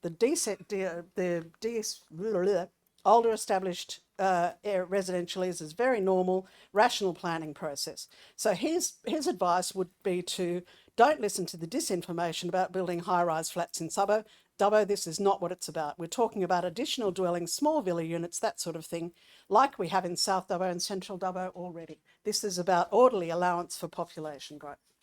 And I think the third part of the motion speaks for itself, and it's about ensuring not only that any urban renewal that we do is in character, but that anything we do in terms of urban renewal into the future is sympathetic to the streetscapes that we love about South Dubbo and other areas in the city and in Wellington.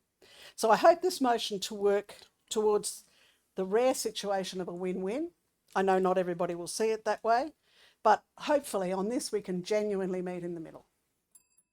Oh, spot on time. Councillor Dickerson was next.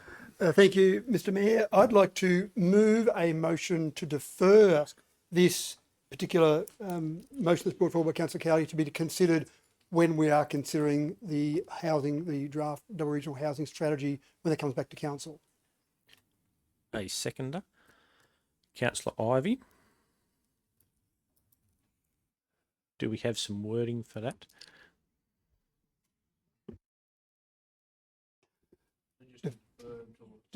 Defer this notice of motion to be considered as part of the consideration for the draft Dubbo Regional Housing Strategy when it comes back to Council. How's that?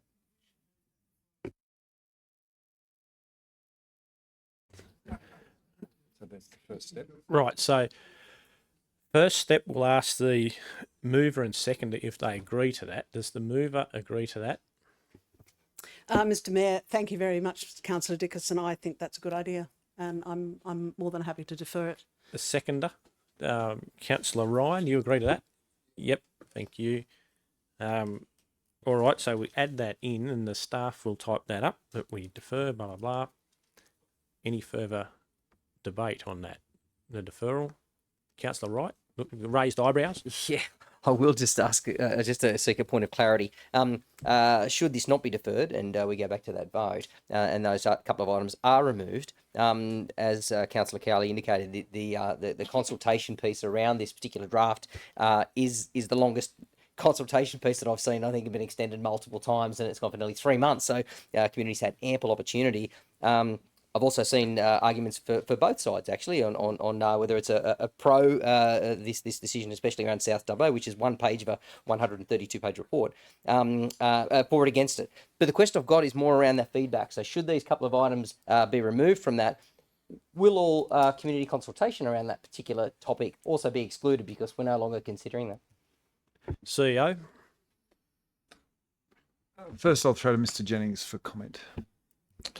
Through you, Mr. Mayor, the public exhibition period closes on the 8th of December. So in the report that we would put back on the draft housing strategy to you as the elected body, we would have the whole results of the public exhibition period, so not exclude South Dubbo submissions and the like. And then obviously that'd be that whole report, which would be early in the new year at this stage. Does that answer that, Councillor Wright? The point of clarity. So if these items were removed tonight, would we still see that feedback, or if they that's I guess the question I'm asking. CEO. Yes. Councillor Toynton. Thank you, Mr. Mayor. I agree that we should defer this, given that public consultation does go until the 8th of December. Like we had pop-ups, you yourself was there, as was Councillor Chowdhury and myself. Down at the Western Plains Cultural Centre, we had a lot of people speak. So I think it'd be foolish and it'd be insulting to say if we acted on this now and said, okay, to those people who have until then to put their submissions in, say, oh, too bad, we're going to resolve this now.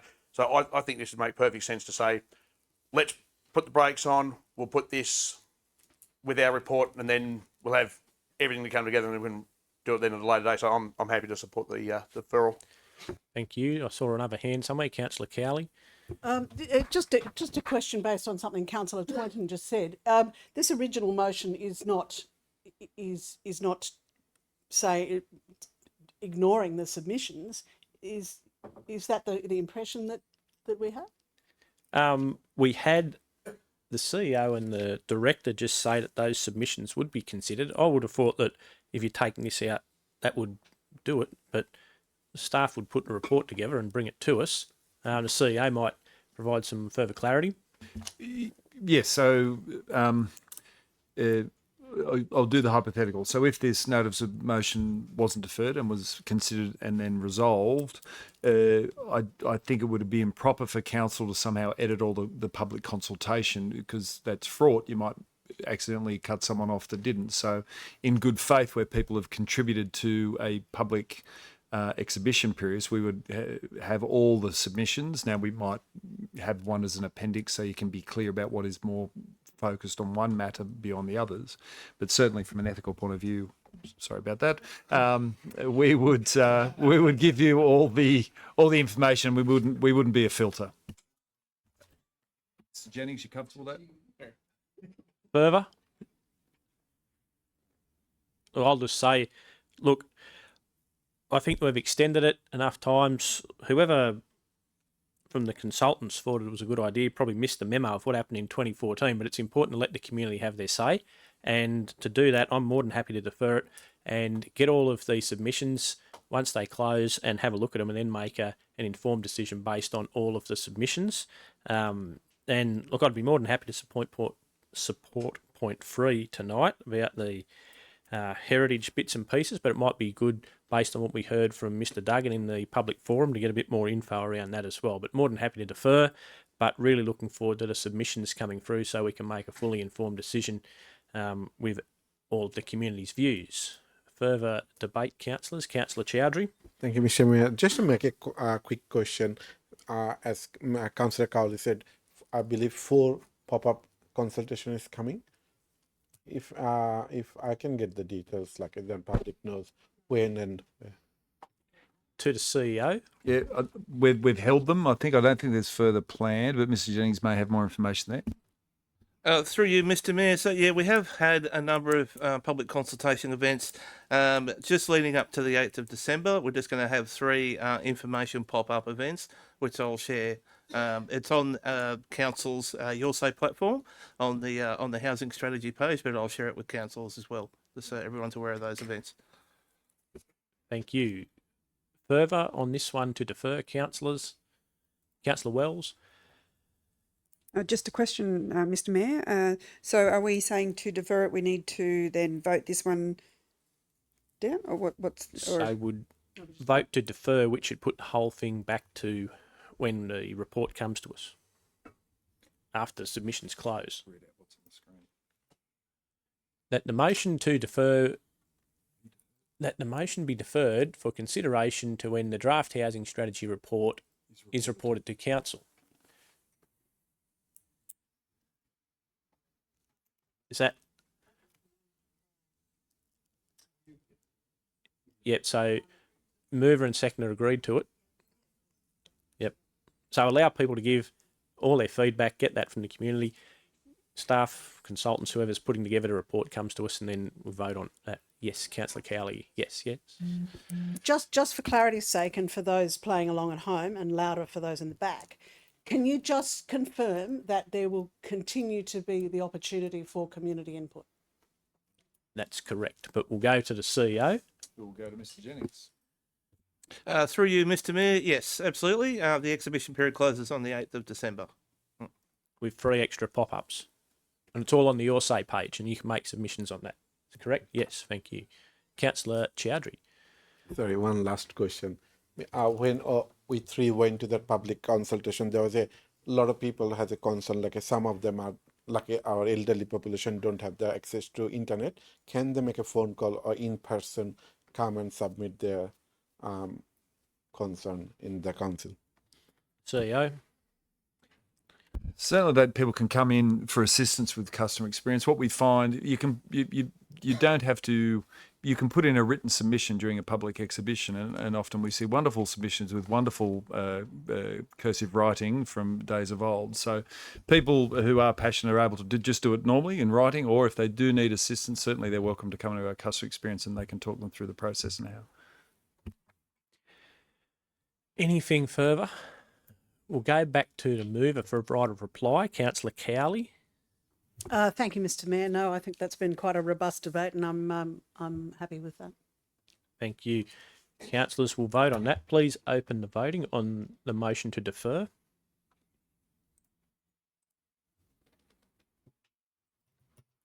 That's carried unanimously, and we'll invite Councillor Richardson back in the room, please. Oh God, hold on. Oh, I think she went sleep.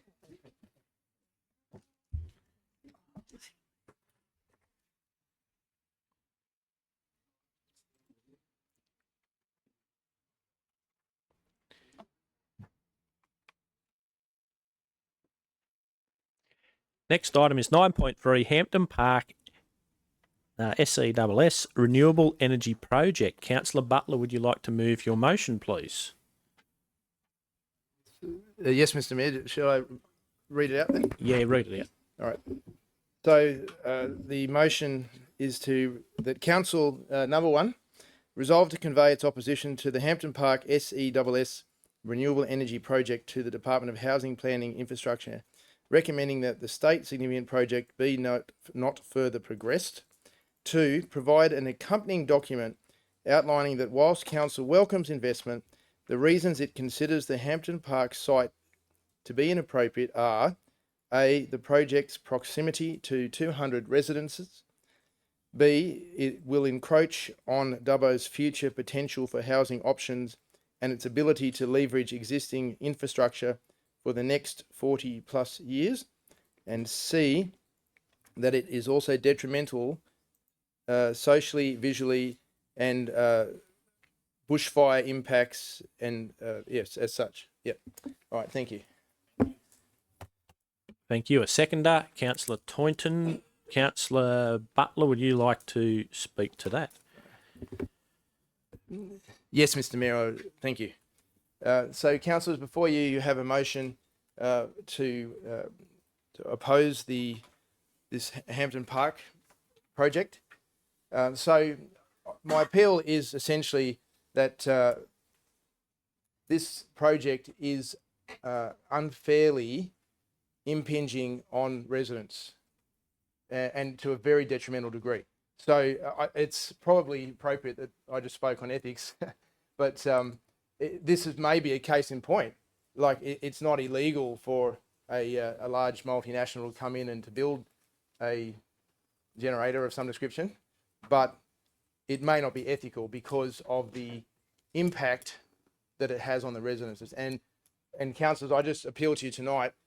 You heard some very, I believe, moving testimonies of people who, for instance, have just built a house and they wanted a tree change, and now they've got a 270-degree view. Well, that's the plan of black solar panels. And for those of us who live in Wellington, we're daily reminded of what 3,000 acres of solar panels looks like.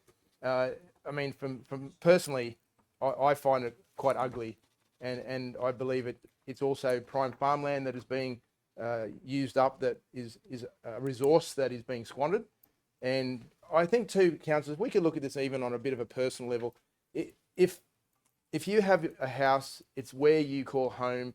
It's your happy place. It's the place that you recuperate, you recreate. And I know myself, like I'm very blessed. I live on a little farm, and I have my Dorper sheep, and I have my gum trees, and it's just idyllic. And I'm just so glad I'm there. But if somebody said to me, "Oh look, there's going to be 2,000 acres of solar panels put in next door," I'd just it'd freak me out. And you heard tonight, people that their lives are stressed out. This could go on for another 2 years. People could break. And I think it's a valid point too about value of land devaluing. I think that's if you've invested in, most people, the home is their primary investment, and to have that devalued. And look, maybe you could even put the same price on it, but just have less people buy it. People might not be interested. I know people personally have had that, where they put their stuff on the market for a price, which is a reasonable price, and no interest. And so these are very, how would you call it, critical points in people's lives. We're dealing with people's lives here. This is not just some policy issue, you know what I'm saying? I think we need to understand that people's lives are being impacted immensely, not just a little bit, not just an inconvenience. This is a complete upending of people's lifestyles. And so I guess I'm appealing for mercy as a council. I think too, our job as council, and maybe people may disagree or not, I don't know, but our primary objective is to represent our people in our local area. That is what we're here for, not to represent the interests of multinationals making large profits, in ideological situations, whatever your ideological persuasion. We are here to defend and to protect and uphold. And if I can just refer to, for instance, like our local government Act in Section 8, it says here that councils, that it talks about having the importance that councillors make decisions regarding the health of their constituents. Now, of course, people would be aware that some of these elements of these renewables are unhealthy. For instance, the wind turbine blades and the solar panels have heavy metals. So there's that health thing that we need to keep in mind. And also in the Act, in 8A and 8B, it also talks about considering future generations. These are 40-year decisions we're talking about. We're talking about maybe some of us may not even be alive when this finally all plays out. But these are long-term, far-reaching impacts. This is not just, we'll put up with it for 2 years and it'll all blow over one day.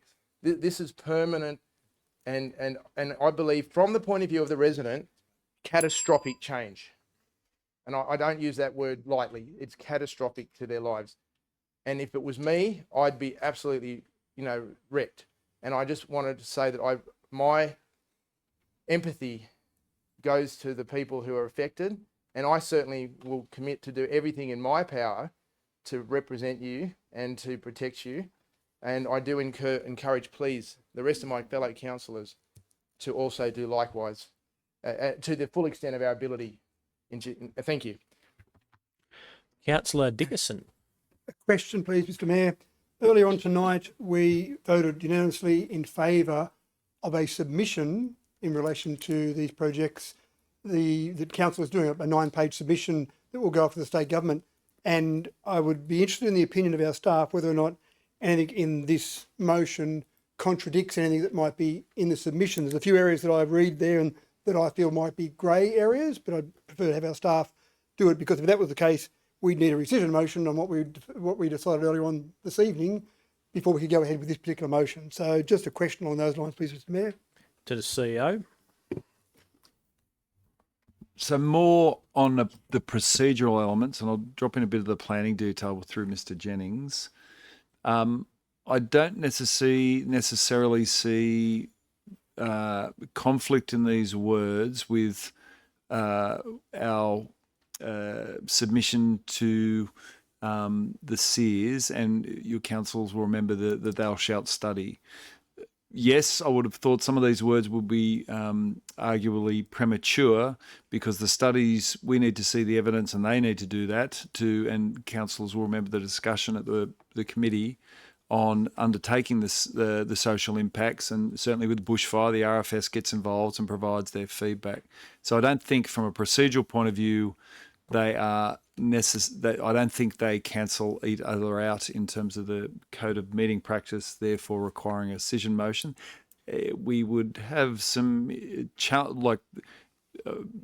Jennings and I would have to structure what we feed back to the department to make clear the different metrics. I think what you need to do for the scoping study feedback, if they progress, you still want to make sure we tell them thou shalt study and insert all the various studies there. You don't want to ignore that opportunity to have some input on addressing those things they must study, because that's a cost of business, and also we want to make them do the hard work to show, and then we can critique that when it comes back as an environmental impact statement. So you don't want to miss that opportunity for that feedback.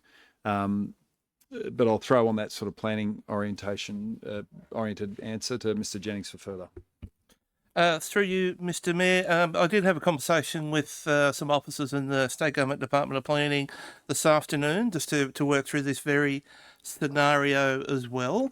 So basically, at the end of the day, the proponent through the SEERS will be provided council's letter that was at committee, and then obviously resolved tonight as well, that 9-page letter that Councillor Dickerson spoke of, and then the resolution attached to that, and also any resolution attached to this item as well. And then they'd be asked to address and then to consider what council's resolved, if there's 2 resolutions in that regard. Councillor Dickerson. So I won't end the debate yet. The only one that I'd just like a little bit more feedback on, specifically in our submission, we said that in point 6, that our renewable energy benefit framework provides guidance to a proponent, etc., which seems to me like we're in favour of renewable energy in our particular local government area. And then this says that we convey our opposition. And I didn't know whether that was a direct negative to something that is really talking about the benefits we're trying to achieve for our community in that. CEO? No, I don't think it is. The benefit framework is about, go back to that, if this gets approved, you will have to have VPAs and what have you. So they are, I think they are distinct and separate that way. Whilst there's correlation in the actual words, they're different in terms of where they are in our policy framework. I'll just throw to Mr. Jennings. Comfortable with that? Yeah. So I don't think there is a conflict. Councillor Wells, for starters. Thank you, Mr. Mayor. Just a quick question, please. My understanding, and look, I absolutely feel for this particular one, but my understanding is WA Regional Council has little, I suppose, control. Is it the state that makes the decision here? CEO? In short, yes, it's the state significant development, where if council opposes a project at a different stage to where Hampton Park proposal is, that opposition to a project means it triggers it to go to the IPC. Yeah, the IPC. But I'll just throw to Mr. Jennings for a more articulate answer in that regard. Through you, Mr. Mayor, yep, the General Manager's correct. So one of the speakers in the gallery spoke of tonight that there's a threshold for consideration of a renewables development by the Independent Planning Commission of 50 submissions, or one submission in opposition from a council. That's obviously where the project's occurring there as well. Councillor Ryan. Yeah, look, just an observation. I think what we were talking about earlier with council, Councillor Dickinson was saying, with our one earlier saying how it looks like we are supporting it.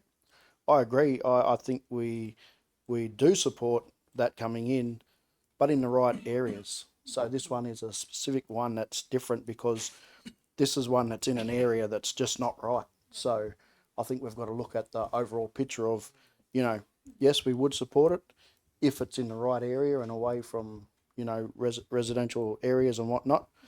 But with this one, yeah, it's a no-brainer to me. It just shouldn't be happening. Councillor Cowley. Thank you very much, Mr. Mayor. Councillor Ryan's just taken the words almost out of my mouth. I am in favour of renewable energy. I think it has a very important part to play in our overall energy future as we work towards moving away from fossil fuels. However, this does not, if I'm going to quote my colleague Councillor Toynton, pass the pub test in any way, shape or form. I think, if I'm going to put it in delicately, I think the people of Ben Coven Estate have been shafted. I think that Ms. Newstead, when she was speaking earlier in the public forum, had some very good points. She said the visual impact of this is impossible to overcome. That alone makes it unconscionable for me to support. She also said we are fortunate to have the RES in our patch. I think she's right. However, assessing each proposal individually makes sense. And I think that in that regard, she is absolutely spot on. And I cannot see that this is anything but it is just arrogance on the part of the proponent. And I think, yeah, I'm deeply uncomfortable with it, and I feel for the people of Hampton Park. I do have a question though. If we were to voice our opposition at this point, is that the best timing for that opposition? Are we not jumping the gun a little bit in terms of the process? I'll just make a quick comment there before passing for further comment. So this won't actually push it to the IPC. This will be more virtue signalling that we don't like it, but it won't actually trigger a referral to the IPC. That would be at the next step. So it could be seen as jumping the gun a bit, but you don't want to. It'd just be virtue signalling, and would have to reiterate that at a later stage. But I'll go to the CEO for any further comment on that, an explanation. No, that's clear. You resolve it now in the response to the AES. We would reiterate that, and that will be the trigger then to move that to the IPC. So you're almost putting it in the bank ready for that next stage as well. Councillor Cowley. Again, just for clarification's sake, this is not going to harm the process that we're looking for, is it? No. Depends what the process you're looking for is, but no. Yeah. In a word, Councillor Chowdhury.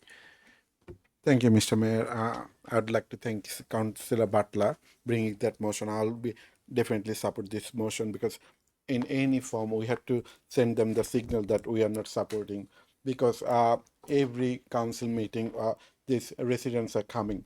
We're going to double any event, we can see them because it's their concern. They're affecting their livelihood. So when anything in double LGA affecting any project, affecting any of our residents' livelihood, we need to stand together and we'll be lobbying together to stop and make them comfortable, because they are trusted us, voted us for this region. So we have to stand for this resident.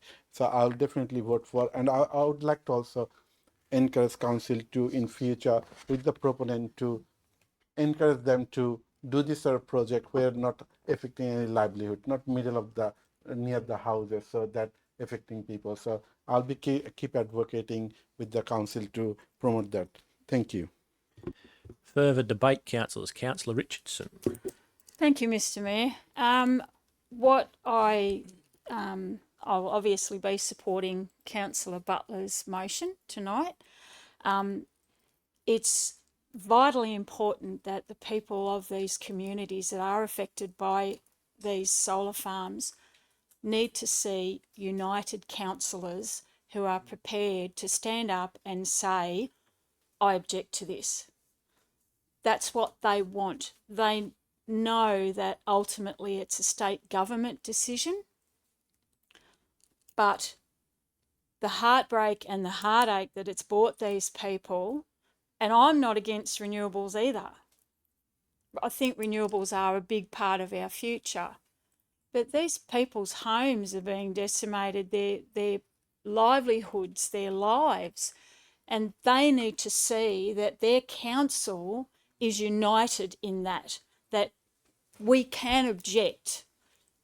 They can also accept that ultimately it is a state government decision, but at the local stage, that's all they want. They want to see us supporting them, both projects, Boree and Hampton Park. Councillor Toynton. Thank you, Mr. Mayor. I'll be 100% supporting this motion by Councillor Butler. As most of the people from the Stop Boree and the Stop Hampton Park crew, of which are here this evening, will know, I've been to many of their rallies, events. Councillor Richardson has been to one in Canberra. I want to know that we as council will stand by these people in any way, shape or form that we can. Again, I'm not anti-renewable. I'm against the industrialisation of prime agricultural land, and I'm against shoving it in someone's backyard. Like, this is, as in people's houses. Like, we've got the South Dubbo motion that we deferred earlier to say, oh, we need more housing, more housing. It's like, well, we can't go and take people's houses with these solar things in their backyards. We've really got to look after what we've got here. People need to know that they're being heard, they're being looked after, and we are not going to let these companies run roughshod over us. To sit and say, oh, it's a renewable energy zone, so we'll just smack it anywhere where there's a patch of dirt. Like, no, that's not what we're elected to do. We're elected to look after our people. Our people have said, we don't want it. This is the most inappropriate location for it. So I'm happy to support this motion of Councillor Butler's, and I'm happy to support the people in this fight as long as is necessary. If we win or lose, I'd rather sit there and say on the side of history, we went down swinging, rather than saying, oh, we just rolled over and played dead. So no, I can't throw enough support behind this. I'm happy to support it all the way. Thank you. Thank you. Councillor Dickerson. Thank you, Mr. Mayor. I'll make myself very popular here and say I've got three issues with this particular motion. The first issue, as has been brought up, we're not the consent authority, and I think we understand that, and there's been a lot of effort by the residents to lobby councillors, and I would say that's fantastic, but the state government is the appropriate place to lobby to make those noises heard. You've got your local member who's got some more time on his hands now that can take meetings with some of these particular residents and really work from a state government perspective to work on the process where the consent authority is. So that's the first part. The second part is it is too early. There is so much to go, and we've heard already that this won't even trigger going to the IPC. It needs to be further down the track in terms of that triggering process. So 50 submissions today won't make any difference. Council being against this project won't make any difference. It needs a further process to go. So we're going too early. We're not the consent authority. And then the third part that is a bit of an issue for me is that people are saying, various people, various councillors are saying that we're supporting the community, but there are community members, there are ratepayers on both sides of this. There are people who will benefit greatly from this. They might be landholders, they might be contractors, they might be people who don't have a job at the moment and they've got the opportunity to be employed in these projects. The injection to the economy from a project such as this is immense. We've seen that in Wellington already. We've seen businesses be revived, businesses are prospering because we've got lots of activity around there. So although it's easy to say we're standing by the people, well, the people includes all 57,000 people in our community, not just the people who might be against some project, because there are people out there who are much quieter than these residents, who are fully in favour of this project, but they're not as vocal as these particular people. But we've got to be there for all of our residents. And we also know that the voluntary planning agreement, the framework that we mentioned before, the $850 per megawatt that we injected into the community has got other great benefits for the community. So there are lots of benefits to the community that are overall holistic benefits. And in the whole scheme of things, there are sometimes projects that go ahead that some people like and some people don't. And if we're the consent authority, I'd say let's get much more involved, but we're not the consent authority. So in this particular scenario, I disagree with when Councillor Cowley asked, will this harm anything? I think it can do us some harm because we've built a reputation as being open to the idea of renewables. We've worked out ways to get money out of government and out of some of the proponents. The Squadron Energy projects we've got going ahead are classic examples of us being a council that is looking towards how we can get the most out of these projects. And I fear for our reputation when we start putting motions forward, premature motions forward, to start opposing renewable projects after working so hard to be an organisation or an area that is fully supportive of renewables. So I've got 3 issues with this. It may be different. I may have a different view if this is brought back at an appropriate time, but at the moment, I simply can't support this. Thank you. Further debate, councillors. Councillor Wright. Thanks, Mr. Chair. Just a couple of questions first, and the first one was just with regards to something that Councillor Dickinson said, and also the CEO a moment ago. Just with respect to that referral to the IPC, if this motion does pass, it is a standing resolution on council's books, which at a point in time we could refer back to leverage our position in enforcing a review by the IPC. Is that correct? CEO. Yeah, correct. Councillor Wright again. Thanks. And the second question was, just with respect to point C, making reference to detrimental social, visual and bushfire impacts, that's probably the part of it I think we might be jumping the gun on, because at some point there is going to be an EIS or an environmental impact statement that comes out addressing some of the concerns that have been raised in our feedback to the scoping report and the communities, which I'm pretty sure the proponent will look to address those 3 items, and we're using it as an argument, but giving them an opportunity to defend them before they even got to that point, and I'm sure they will very, very strongly. But look, overall, I'm in support of it as well. Look, there's obviously been a lot of renewable projects on our doorstep, and of all of them, this is probably the one that I've been just most uneasy about, and I, a lot of comments made by my fellow councillors, and it is that main reason is that proximity to residents and where it sits, and potentially where Dubbo will sit in the future as it continues to grow. So it's the one that just makes me feel the most uneasy. I am also very, very much for renewable projects in the right place. This one's just doesn't sit right with me, so I will support Councillor Butler's motion on this one. Thank you. Councillor Ryan, was that a question? No. Councillor Ivey. Thank you, Mr. Mayor. Look, I can read the numbers, and so I will also support the motion. But in saying so, can I just raise a couple of reservations I've got about it, and it goes to the fact that we are putting the cart before the horse a little bit by ruling that we believe it's detrimental for these reasons before the state government have had the opportunity through the EIS process to rule exactly that. And I'd like to think that we would be better off to attack them if they didn't rule that way than rather to preemptively come out and soil our patch a little bit with regard to renewables when the result of stopping this project was going to happen anyway, that the state government was in fact going to say, no, the EIS doesn't stack up, it's got various reasons, for various reasons it doesn't stack up, and therefore it's not to proceed. I reckon we would be in a better position to accept that at the time. If indeed the state government doesn't say that, then we attack them at that stage and force it to go through to the IPCC. But having said that, as I can read the numbers, and let's put it forward and vote. I will vote for it. Thank you. I'll just make a comment. Look, a bit the same as a couple other speakers. I'll support it, but there's a couple of caveats.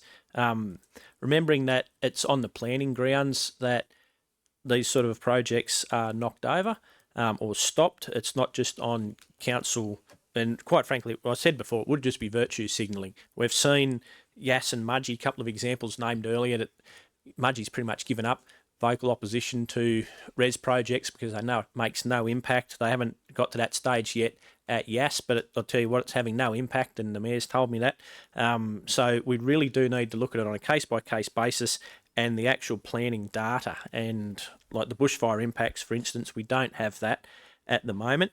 The state government, I've spoken to the planning minister again the other day in a meeting last week when in Sydney about how to mitigate the visual impact, because it's especially for solar farms, because it's costing a lot of social licence in areas such as our own patch here. And I said we need like a 50 to 100 metre buffer of trees, and that didn't get a very receptive or very favourable reception from the minister, which is a shame. And the minister really should come out here and have a look. I know that he's been hammered in estimates a few times about not actually coming out and seeing these sort of projects. But I'm happy to support it because I think this one's not in the best position for the residents and the town as a whole and future growth.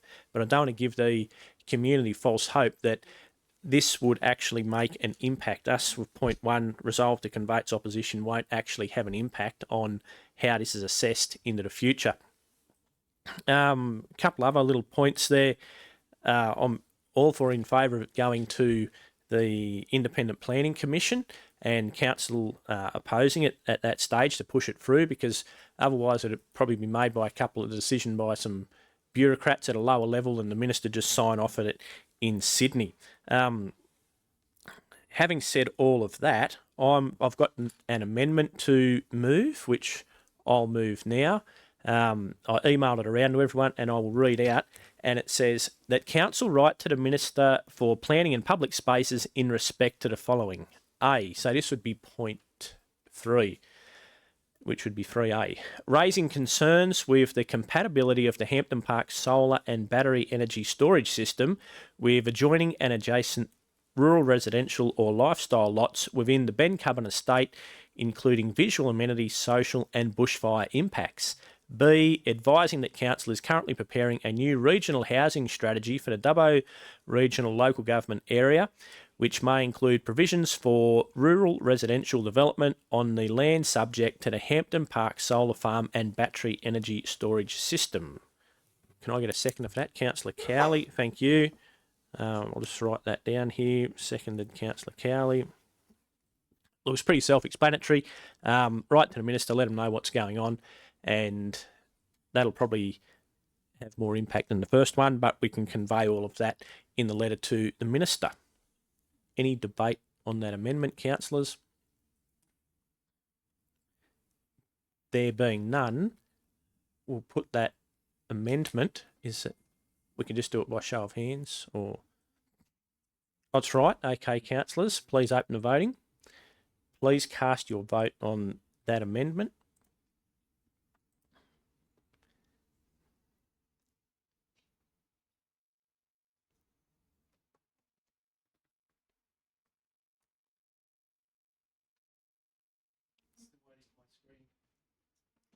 Oh, another one of these.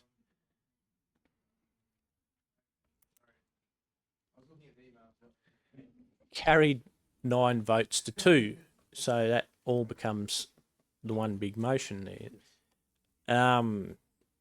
Back to debate, councillors. Any further debate on all of that before we go back to the mover? It'll come up on the screen in a second. There we go, it's up on the screen now. Thank you, staff.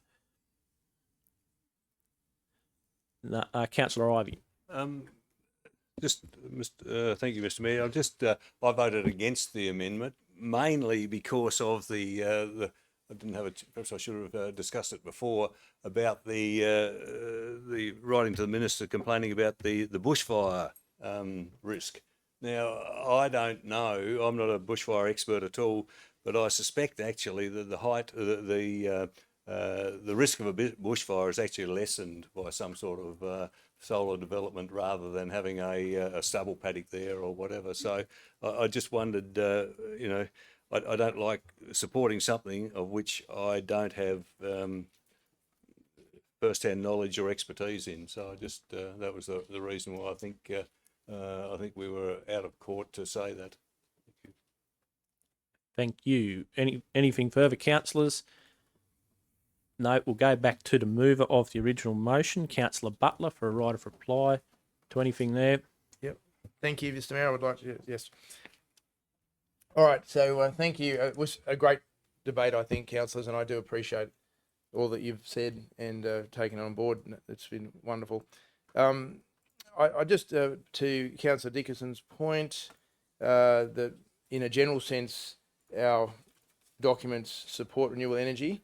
I think we made it clear with all the councillors here that we're opposing a specific project, not necessarily opposing the general understanding. So I hope that allays your fears, Councillor Dickinson. Yes, the state significant development the state does have the final say, and I would encourage all our residents to lobby the state representatives that you can definitely do that. And I guess we get that, but I think it's valuable to know that this isn't just a small rabble-rousing group that are just trying to bother the State Department. You know, the council has heard, the council has agreed, and the council has your back. And that, I think that is valuable in itself, even though we're not, I get it, you know, the state approving body. And I think it's not just virtue signaling per se. I think when we as a council show support for impacted residents, I think that is a different, I think, well, I can only assume, but I assume that makes you people, how would you say, get, you know, glad, maybe a bit more happy that you're not alone, perhaps. Is that a good way of putting it? That we know, we hear that you've been heard and that we want to help. And I think that moral support is also valuable, even though it may not be the full, how would you call it, state level support. So I do think, you know, to Councillor Dixon's point, I think we do make a difference by doing this, by making this council oppose it. I don't think it's fair to say this makes no difference. Perhaps on one level, but on other levels, yes. The other thing, just to Councillor Dixon's point too, he talked about other community people benefiting from the projects, and yes, there is that. But this has been one of my beefs over this whole thing. It's an unequal distribution. It's sacrificing some so that others can have some benefit, and I don't think that's ethical, which is what we discussed earlier. And so, yes, their investment does, you know, give us as a community, as a local LGA, some benefit. But if they truly wanted to do that, if they were genuine, why not give us all lower electricity prices? How about that? So, you know, I don't think, to be honest, I don't think they're being genuine. I really don't. So they have opportunity to benefit everybody. But I mean, I've heard of stories of people getting $2 million for, you know, just having their farm on hold. And yet people next door lose value on their property. How is that fair? So yes, there is wealth coming in, but it's a very unequal distribution. And so, you know, I'm not impressed by those arguments at all. Yes, it's a little bit early perhaps in the piece, as some have pointed out, but we're going off current experience, aren't we? Like, yes, this is what we're seeing happen, but we want to head this off. We don't want to wait till it falls on us. And we've seen what's happened in Wellington. We've seen 60,000 panels and the disaster that looks like. You know, I call it Lake Wellington because it looks basically like a black lake. And I am horrified by it, to be honest. But we're not premature. We're going off current experience of what has happened and is about to be threatened to happen at your place. So it's not too early, I don't believe. There's also the point of cumulative fatigue. We're punching above our weight. We've got so much here. We've got massive solar lakes and turbines and everything like that. And yet I think there's many more in the pipeline. I've heard as many as 30 or whatever, you know. So this is not the end of it. This is not like, oh, it's about to wind up. This is just getting going. And if we value our place in this LLGA and we value our beautiful farmland and we value our views and our tree change, then I think we should do all in our power. So thank you once again, everyone. And I just ask that you please support these people and the motion. Thank you. Please open the voting.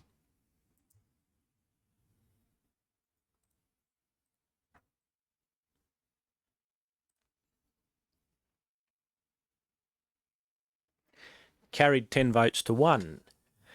Next item is 11.1 Planning Proposal R25-007 rezoning RU2 to E4 19L Sheraton Road, Dubbo. Do I have someone to move that, please? Councillor Wright, and seconded by Councillor Cowley. Councillor Wright, would you like to speak to that, please? No, I don't think so, Mr. Mayor. Apart from saying thanks to the proponents for their presentation in front of council tonight. Thank you.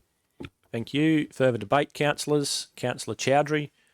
Thank you, Mr. Mayor. I'll vote against this one because I'm a little bit hesitant because it's coming through Sheraton Road, and we already seen there is already mass as that quarry, and a lot of truck is heading through the school, and council already addressed those trucks and a few issues already. But any commercial thing, yeah, I'll be hesitant to support. But through you, I have a question quickly. So, if that project ongoing, how are you gonna maintain the traffic? It would be same rule. There'll be no heavy vehicle through the school timing. Thank you. To the CEO. Yeah, the signs that prohibit truck movements at certain times aren't logoed. They apply to all heavy vehicles. Councillor Wells. Thank you, Mr. Mayor. I'm happy to support this. Predominantly because it's a process that is looking to recycling solar panels, which is something I think that needs to happen, but also the work experience building on the opportunity for employment for young Indigenous peoples, which is I think is a great opportunity. Thank you. Thank you. Further debate, councillors. Councillor Chowdhury. I just make a quick question. So before they choose this location in Sheraton Road, have then the proponent has been look for other opportunities in the commercial area? Thank you. CEO. It's not to be frank, it's not really any of our business. People are entitled to put a proposal together, and they've secured access to land. It is, as the report says, it's somewhat orphaned in terms of its zoning. It's between a quarry, a solar farm, and a business park. So, from a land use point of view, that's why staff are putting it in their report that it is appropriate. So, whether someone looks at other pieces of land as part of their thinking about their business enterprise more broadly, not this specifically, it's not really an issue for staff to consider, given that it stacks up from a planning point of view. Further debate, Councillor Toynton. Just a question on this one. Have we had any feedback? I just can't see it in the business papers here. But has this been on public exhibition or no? CEO. You're at the beginning of the journey. Mr. Jennings. Through you, Mr. Mayor. So what this report is about tonight is basically starting the planning proposal process. So from here, if council resolve to support the planning proposal, we'll send the proposal off to the State Government Department of Planning. They'll do their assessment they need to do as well as part of the process. What comes back from their assessment process is a thing called a gateway determination, which spells out if there's any further technical studies required, and also will detail what consultation needs to happen with community and also with adjoining owners and state government agencies. Further, anyone? Councillor Ryan. Yeah, look, we're talking about supporting or gaining support for local businesses and whatnot around the solar farm stuff. So I see this one as a perfect example of what we should be doing.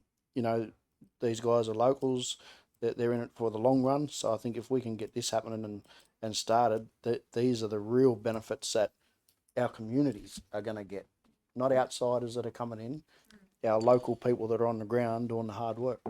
So I think this is, definitely one to support. Further debate, councillors? There being none, we'll go back to the mover, which was Councillor Wright. No, I'm good. Thanks, Mr. Chair. Thank you. Please open the voting.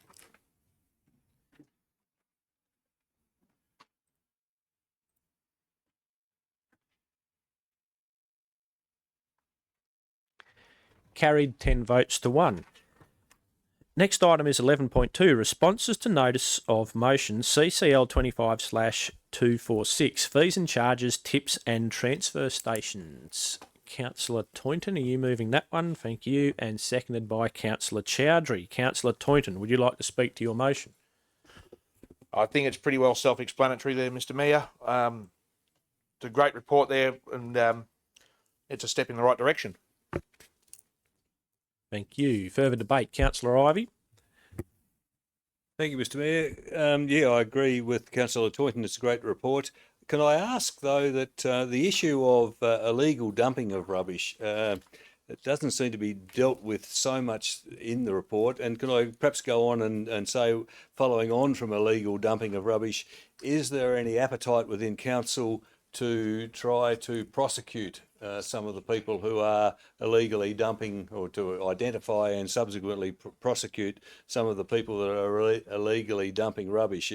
It's becoming a major problem in our area, I think, and I just wonder whether we as a council are doing enough to try to stop it, or not necessarily prevent it, but try to reduce the incidence of illegal dumping, perhaps threatening prosecution and perhaps going through with the prosecution process may be one way of doing that. So just perhaps some comments from through you, Mr. Mayor, from the staff as to whether that is an issue which is being considered. And addressing a question, the CEO. I'll throw to Mr. Lobb first, and then maybe follow up from Mr. Jennings. Mr. Lobb. Through you, Mr. Mayor. Yeah, so illegal dumping is an action that's being addressed by council in the recently adopted 10-year waste strategy. In section 1, there is actually an action required to develop an illegal dumping and litter prevention strategy, which will highlight some actions off the back of that in terms of what council will plan to do moving forward to tackle the issue of illegal dumping. We're definitely not steering away that it's not a problem. Absolutely it is, and it is everywhere. Yeah, but not necessarily spelt out in this report, but yeah, definitely on the radar of council and council staff.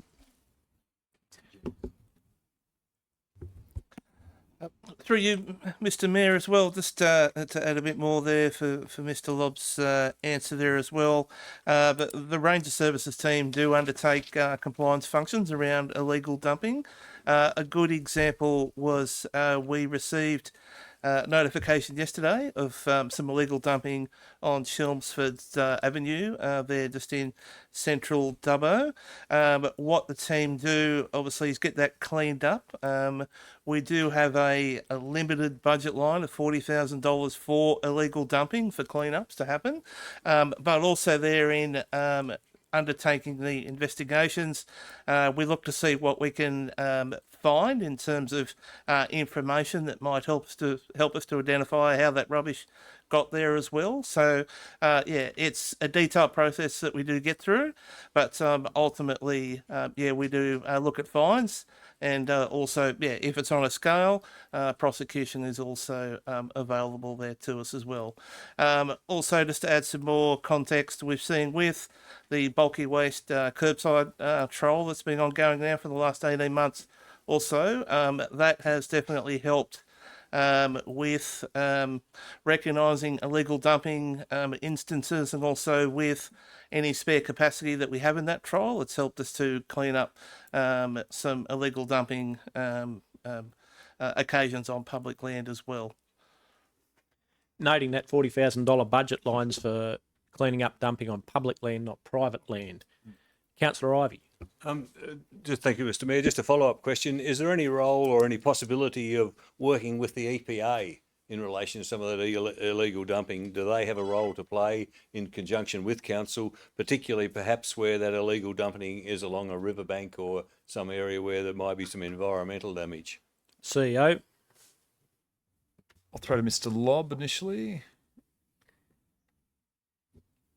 I'll start the conversation through you, Mr. Mayor, and then Steve, if you want to extend on my commentary. So the New South Wales EPA have grant programs and opportunities for council to submit applications, depending on the type of grant and what the grant funds are for. At this stage, council is working to understand baseline. So in addition to Steve's commentary earlier, Mr. Jennings' commentary earlier around the bookable bulky collection, enabling some illegal dumped materials to be collected, council's just engaged a contractor to also assist in collecting some of the problematic illegally dumped areas that we know. So we are looking to quantify all that in terms of one, the instances, so the amount of illegal dumped areas, the amount of illegal dumped cases, and also to highlight some of those hot zones and areas where we can try and utilise that data to then go to the New South Wales EPA and strengthen our case with support, i.e. the implementation of cameras and some other proactive approaches, or physical barriers and similar infrastructure like that. So yes, there is opportunities to get some funding from the New South Wales EPA. It's just a matter of us building up our case to give us the best opportunity to receive that funding. Through you, Mr. Mayor, we do work very closely with the local EPA office here in Dubbo as well. Where the EPA, moreover, has a role in illegal dumping, it's usually through asbestos and in certain circumstances as well. Under the Protection of the Environment Operations Act, it's very clear with where council's sort of starts and stops, and where the EPA has a role as well in illegal dumping and some of those actions. So, but yeah, we do work very closely with them. But yeah, we will obviously continue to look for those opportunities where we can recognise funding that can happen there as well. As Mr. Lobb was saying, in developing a waste strategy, what we're looking at, of course, is making sure that we do have all of that great data that we've managed to collect over the last 2 or 3 years as well, because we need to understand, apart from, we all know, the illegal dumping that happened up there on Nanama Village Road, but we need to understand, like, what are those hotspots across the region, and also where will our focus points be as well in that regard. Further debate, councillors? There being none, we can go back to Councillor Toynton for a right of reply to anything there. No, thank you, Mr. Mayor. Everything's well and truly covered. Thank you. Please open the voting.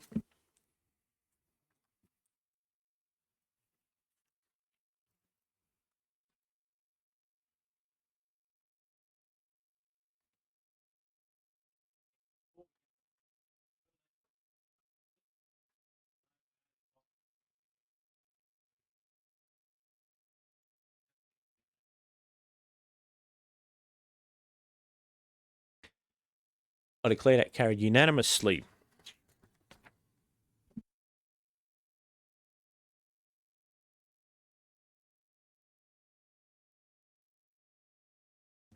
Next item is 11.3, Draft Council Policy Event Support Strategy. Do I have someone to move that, please? Councillor Chowdhury, seconded by Councillor Cowley. Councillor Chowdhury, would you like to speak to that? No, thank you, Mr. Mayor. Any further debate, councillors? There being none, I'll put that. Please open the voting.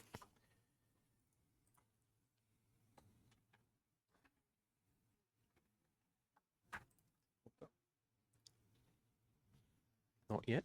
Here we go.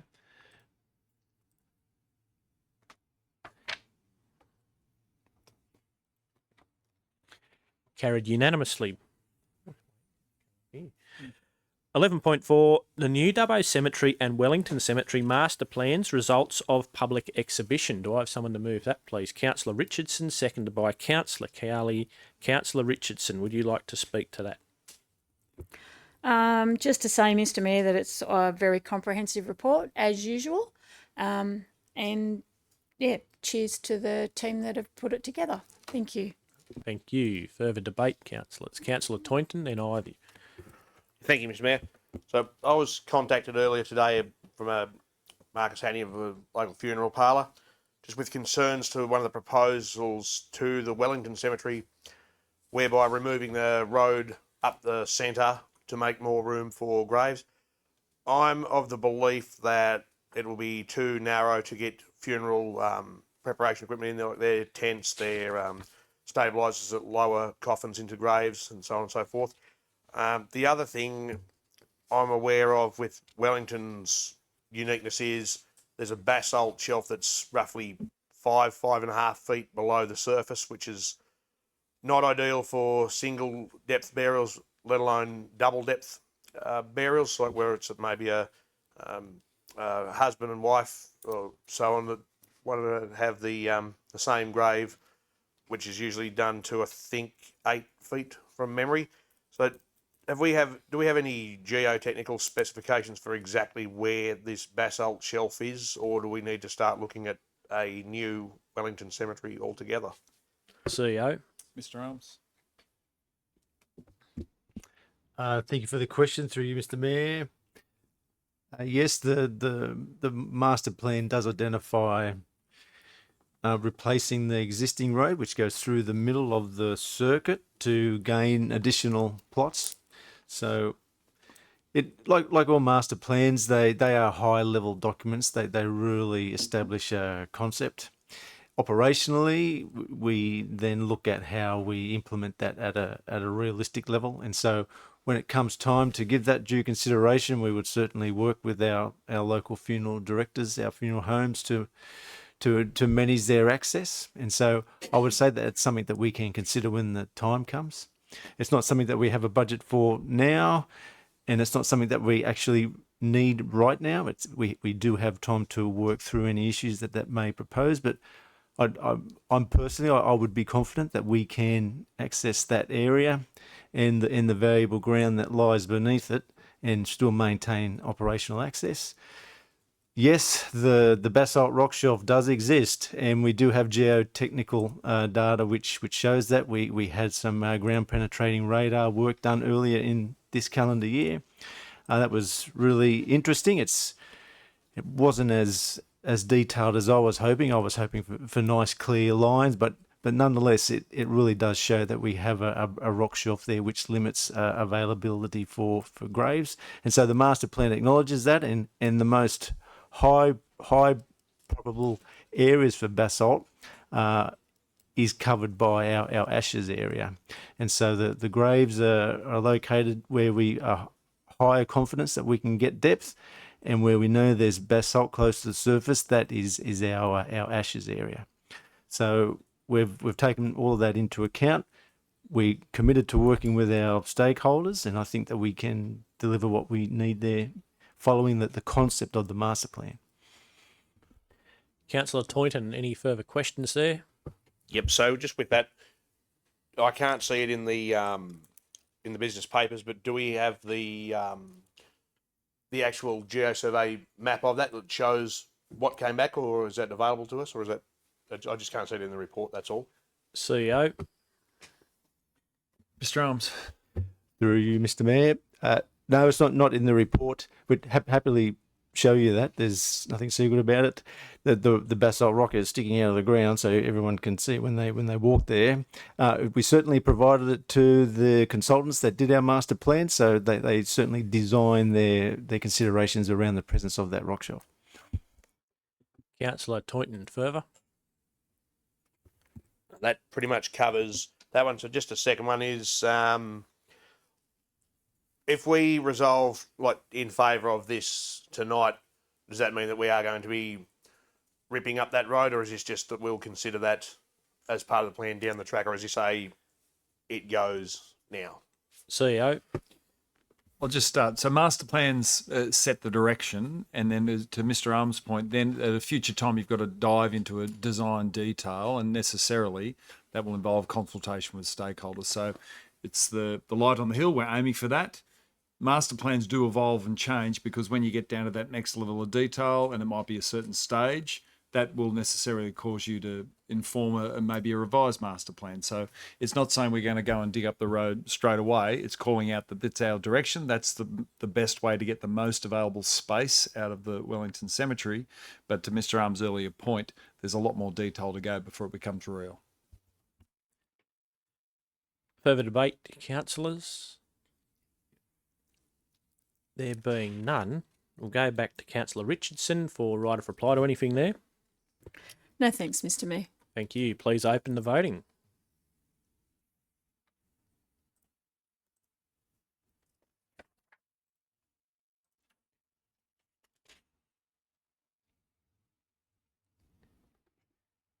Carried unanimously. Next item is 11.5, Australian Government Major and Local Community Infrastructure Program, $2 million, urban greening in the Dubbo CBD, Winjawara Street Tree Planting Project. Do I have someone to move that, please? Councillor Chowdhury, seconded by Councillor Cowley. Councillor Chowdhury, would you like to speak to that? No, thank you, Mr. Mayor. I'll just make a quick comment. It's really good to see $2 million is coming to our LGA, and as we know, our LGA need more greener, so it will help us. Thank you. Thank you. Further debate, councillors. Councillor Wright. Quick question, Mr. Mayor, just with respect to timeframes, when would you expect that program to commence being rolled out? I'm sure community, especially those residents in Winjawara Street, will be keen to see some trees and a bit of shade. CEO. I'll throw to Mr. Arms. We've got to get the grant in. That's a very tight timeline, but I'll throw to Mr. Arms for some detail. Through you, Mr. Mayor. Yep, the timeline is for the application to go in is soon. It's December is the timeframe that we're working to. We're fortunate through the good work of the Manager Recreation Open Space that we have a project on the shelf ready to go, and you see that in your business papers there. And so that's the real key to situations like this is to have these things planned and ready to go so that you can latch on to funding when they arrive rather than doing it the other way around. But really, once the state government goes through their processes, we'd be in a position to hit the operation of that running. So I'm not quite sure what the timing is for them to make a decision. We would hope it to certainly would be in the first quarter of next year, if not the first half of next year, certainly this financial year, and then we're away.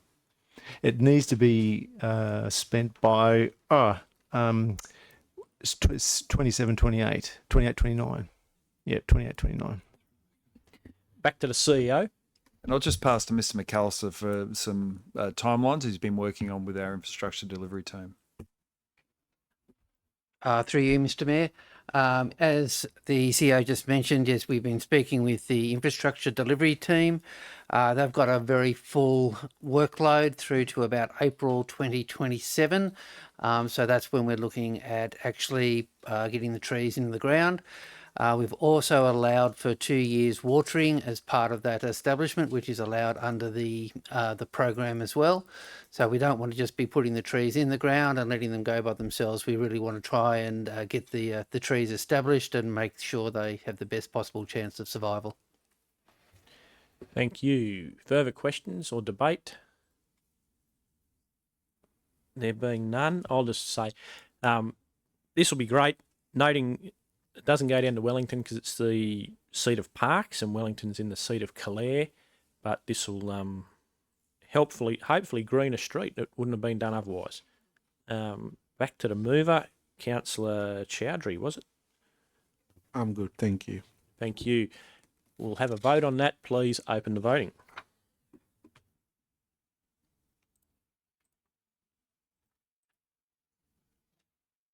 Carried unanimously. Next item is 11.6, Quarterly Budget Review Statement for September 2025. Do I have someone to move that, please? Moved by Councillor Chowdhury, seconded by Councillor Ryan. Councillor Chowdhury, would you like to speak to your motion? No, thank you, Mr. Mayor. Thank you. Further debate, councillors. Councillor Ivey. Thank you, Mr. Mayor. Look, I'll just refer to one item within the report that shows that our consolidated result for the 25-26 years has actually deteriorated a little bit. The figures on page 5 show that we're now expecting a revised budget, a deficit of nearly $7 million. $7 million. Just to ask or just to confirm that revised budget figure is takes into account expected variations in the original budget from now through till June, together with what has already happened in the September quarter. Is that right? The CEO. Ms. Bathingthwaite. Through you, Mr. Mayor. Yes, that's correct. Each of the quarter reviews are based on the financial year, so it's the forecast for the whole financial year. So even though that heading says September 2025, it's for the financial year of 25-26 year. Councillor Ivey, further? Thank you, Mr Mayor. Thank you. Further debate, councillors? There being none, we'll put that. Please open the voting.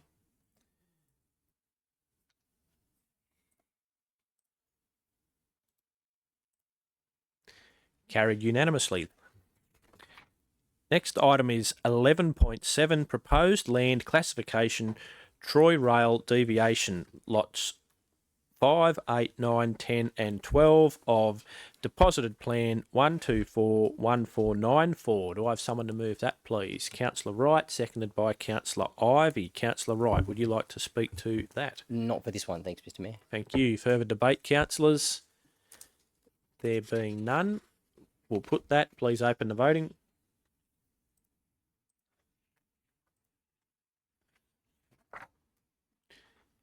Carried unanimously. We now have questions on notice, noting that you can ask clarifying questions. 12.1, public notification of development applications. We now have before us a question on notice from Councillor Cowley with the response provided. Any clarifying questions about that? Councillor Ivey? Thank you, Mr Mayor. I noticed in the reply that, or in the information provided, that near neighbours are normally notified of DA applications except for certain events, and one of those is residential dwellings, residential sheds and garages, some other rural buildings and things. But I just wondered there, particularly with the residential buildings, whether they should be exempted from the need to advise the neighbours. Perhaps just a little bit of clarification on if my interpretation is correct, that residential dwellings don't have to be notified to neighbours, or are there some exceptions where they are notified or neighbours are notified? CEO. Mr Jennings.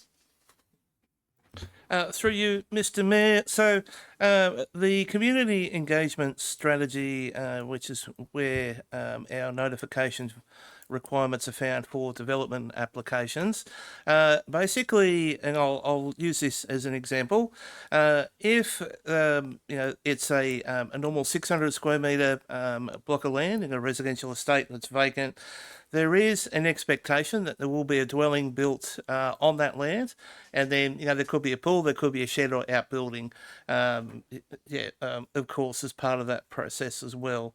So with that expectation, council doesn't ordinarily notify the neighbours for those types of developments that are in the list there, which are in the question on notice. However, where we do notify neighbouring properties, it's where we might have something like a two-storey dwelling, or where we might have some sort of issue there that the team have picked up in the early assessment phase of the actual development application that might cause some sort of an impact to a neighbouring property owner as well. So in terms of other development types, like if it's a dual occupancy, which is two houses on one block of land, it does get notified to the neighbours.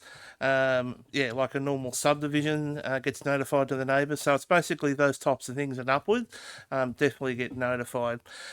With our notification requirements, it's 14 days ordinarily for those common development types, I'd call them. However, as well, what we basically aim to achieve is to strike a balance between making sure that people know what's going on around them, and then obviously as well with the state government having a very strong focus and publishing monthly statistics on how councils and all councils in New South Wales are travelling with their development application processing times. There's definitely that balance there that we try to strike in that regard. Further clarifying questions, councillors?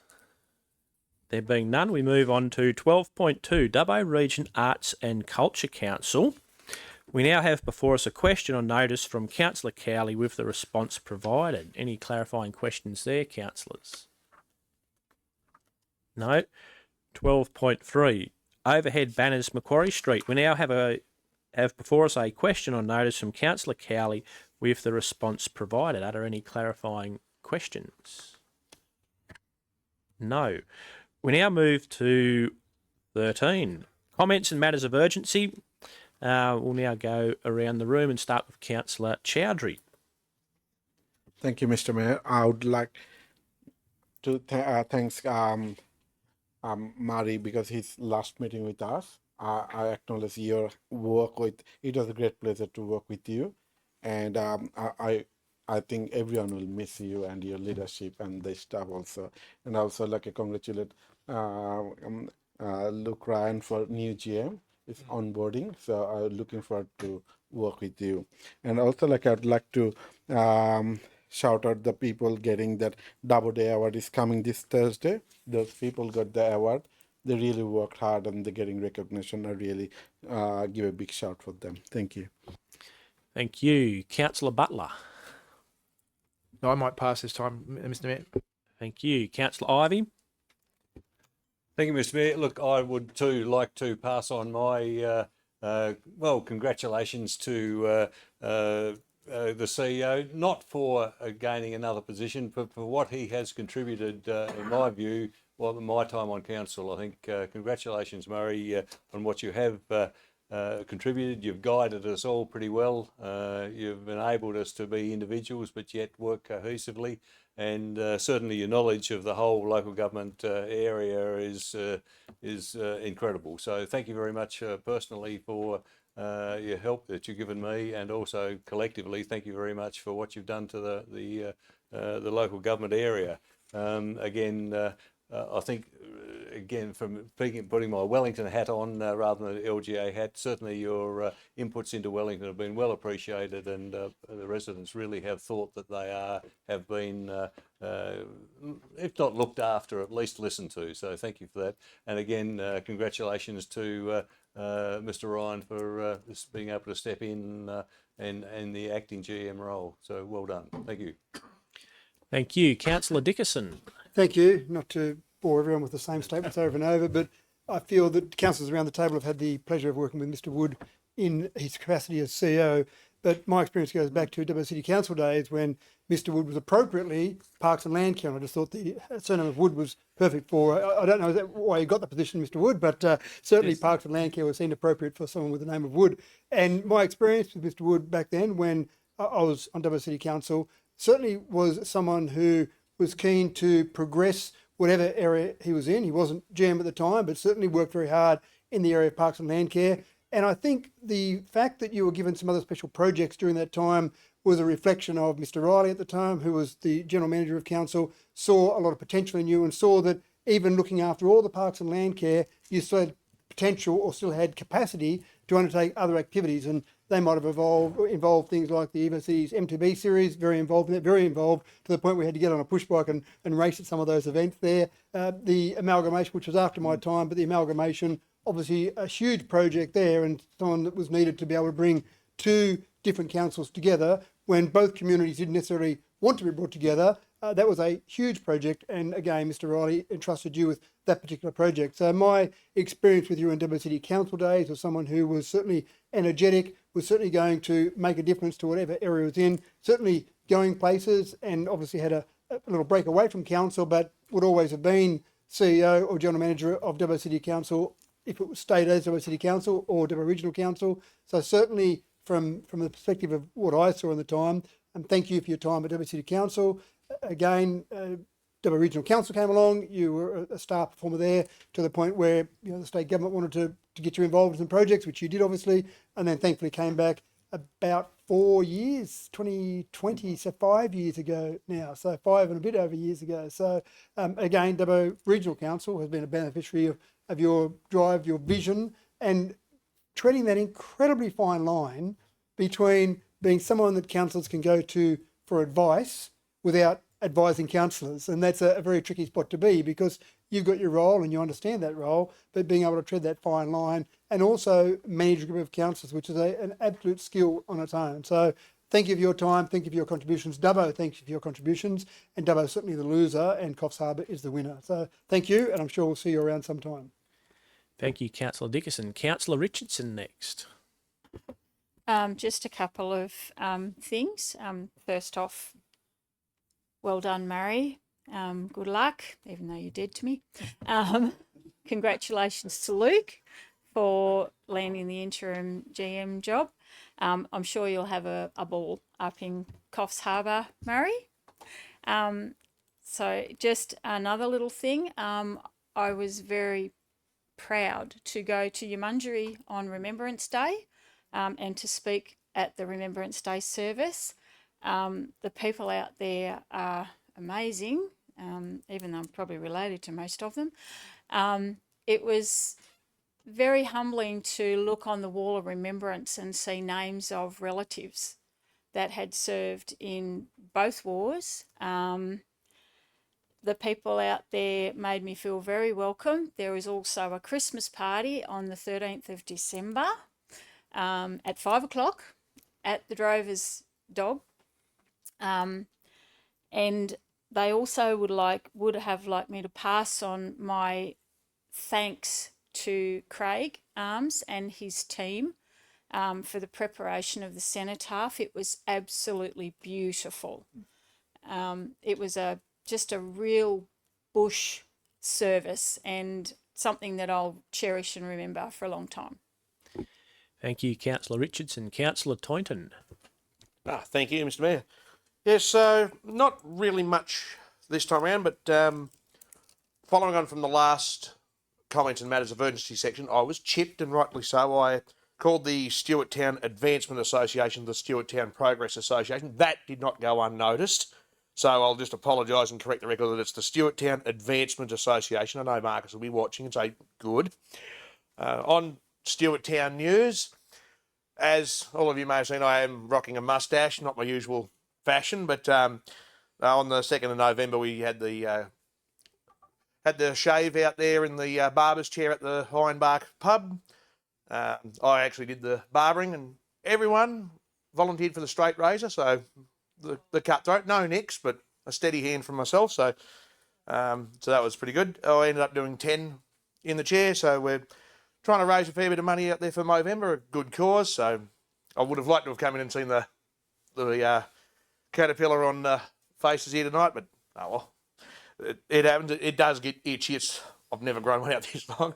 And that's probably it. The only other thing, as my little tradition dictates, I always finish these on a good note. So I just want to say some Badangra news. Congratulations to Ash and Ben on their recent engagement. So I wish you all the very best in your marriage. With your engagement, and then we'll see when the wedding is. And that's pretty much it from me. Thank you. Councillor Ryan. Yeah, look, just what everyone else said about Murray. Just add my name onto it. Thanks. Ditto. Councillor Wright. Yes, thank you, Mr. Mayor. I was going to say ditto, but and I won't repeat it all. But look, thanks, Mr. Wood. Thank you, Murray, for your contribution. And I won't. I'll just echo everyone else's thoughts and sentiments. It's all been said, and I couldn't add more to it. So thank you. Councillor Wells.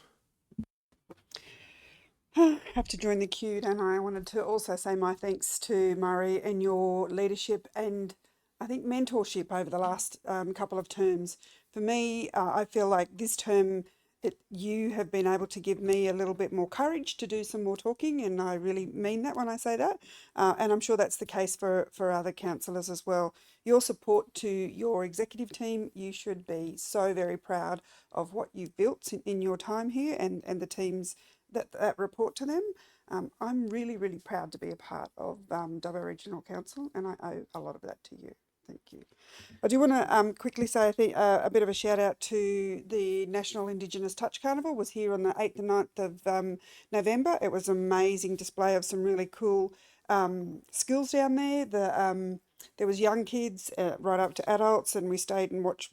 I stayed the whole time to watch the grand final, and it just never disappoints. So I just wanted to say that, Dubbo's pretty lucky to host the National Carnival here every year. Also got a chance yesterday to go across to, I think I might pronounce this wrong, is it Yayo?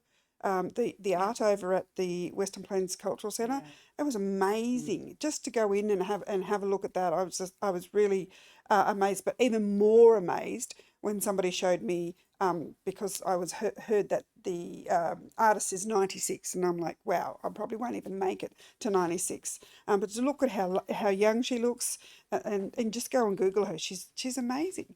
We also got the opportunity on the same day to hear from the Senior Campus Clontarf guys, and I was super impressed with them. We got to grill them with lots of questions, which is not so good, but for us it was, because we got to have a yarn with them, and I'm just, again, proud to see those sorts of things. And that's me. Thanks. Thank you, Councillor Wells. Councillor Cowley. Thank you very much, Mr. Mayor. I'm in complete denial about Murray leaving, so until I see the taillights disappearing into the distance, I'm going to save my my thoughts for him. Except to say that it's been a pleasure to work with Murray in another iteration as well, and I'm very grateful for his leadership there. I would urge everybody to get along to the Western Plains Cultural Centre. I was lucky enough to be with Pam, with Councillor Wells and Councillor Wright and the Mayor and the team.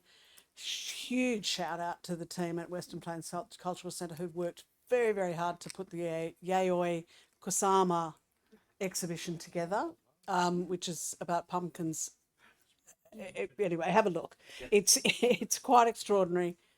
It's such a feather in our cap at our beautiful Western Plains Cultural Centre. It's such a coup to have this. It's an exhibition that has the rare quality of appealing from everybody from toddlers through to my age group, which is rare. And we the fact that we have it for 2 years on loan from the National Gallery, at no cost to our ratepayers is extraordinary, and massive kudos to the team. Speaking of creative endeavours, this coming Saturday night at the RSL Theaterette is the annual One-Eyed Film Festival. I would urge anybody who can to come along. The Dubbo filmmakers work really, really hard on this, and they do it voluntarily for not only for their own enjoyment but for the entertainment of the community. If we don't support things like this in our creative community, we won't have them. I can tell you that there are 17 cracking films, and I know that because I'm honoured to have been be asked to be the curator this time around. So I've actually had a sneak peek. There are 10 locals who have submitted their works. They are fantastic. They're diverse, and the entries came from all over the world, all over Australia and all over our region. So get along if you can. One Eye Film Festival. Shout out to the Dubbo filmmakers. This weekend, the Saturday at the RSL, 7 o'clock kick-off. Be there or be square. Thank you, Councillor Cowley. I should join the CEO Murray Wood Love Fest that we're having here. A fantastic CEO, great loss to Dubbo, great gain to Coffs Harbour City Council. But just on behalf of everyone, Mr. Wood, fantastic to have worked with you over this, how long we've been here, 4 years now in council, I suppose, but you've done a lot in Dubbo over the last 21 years, which you'll no doubt come back and have a look at in the future. So congratulations on everything and good luck for the future for you and your family. Went down to Sydney, had some meetings last week, including Mr. Ryan and myself with Minister Saffin to do with, we were afforded 15 minutes there. It was 5, but we turned it into 15 to do with the trying to get more money to build the wall on the Duke of Wellington Bridge to make sure that that's future-proofed. So there's some funding rounds opening up in the future, which we hope that we'll be eligible for. But one of the big problems is the betterment isn't really funded. It's just build it back how it was and then we'll pay you more when it washes away again. Remembrance Day was mentioned. There was a number of councillors at the Dubbo one, myself, Councillor Wells, Councillor Wright might have been there too, can't remember, so long ago.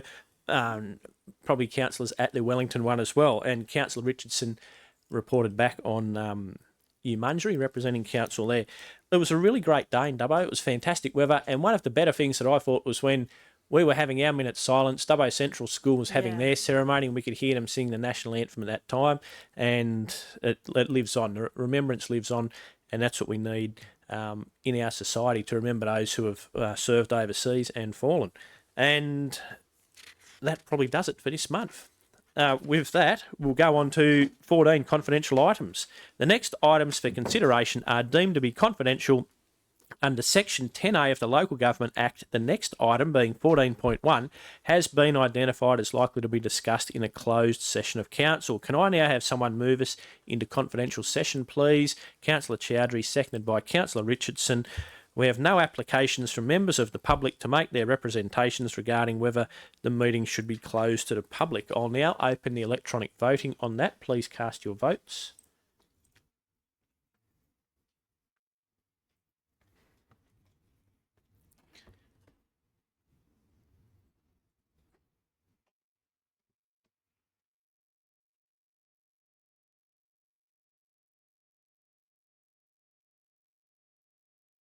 Just waiting on a couple more. If people can click it again.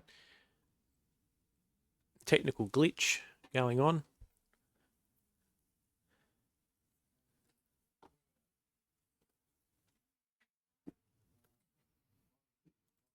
Just restart it, please. We'll just vote again on that.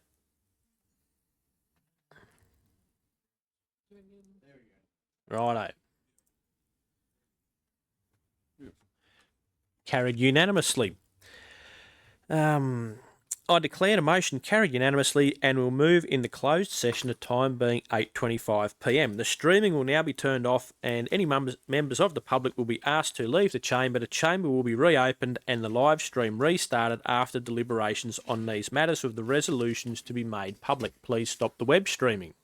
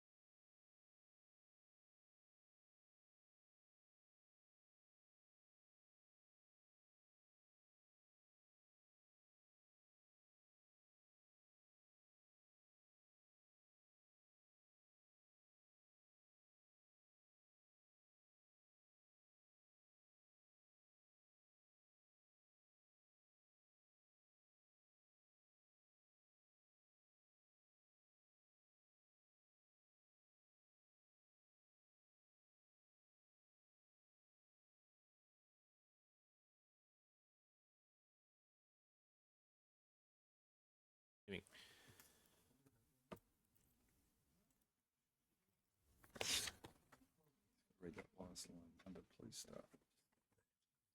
Oh, The committee returns to open session, the time being 8:29 p.m. Welcome back. I now ask the Governance Officer to display the resolutions from the confidential session.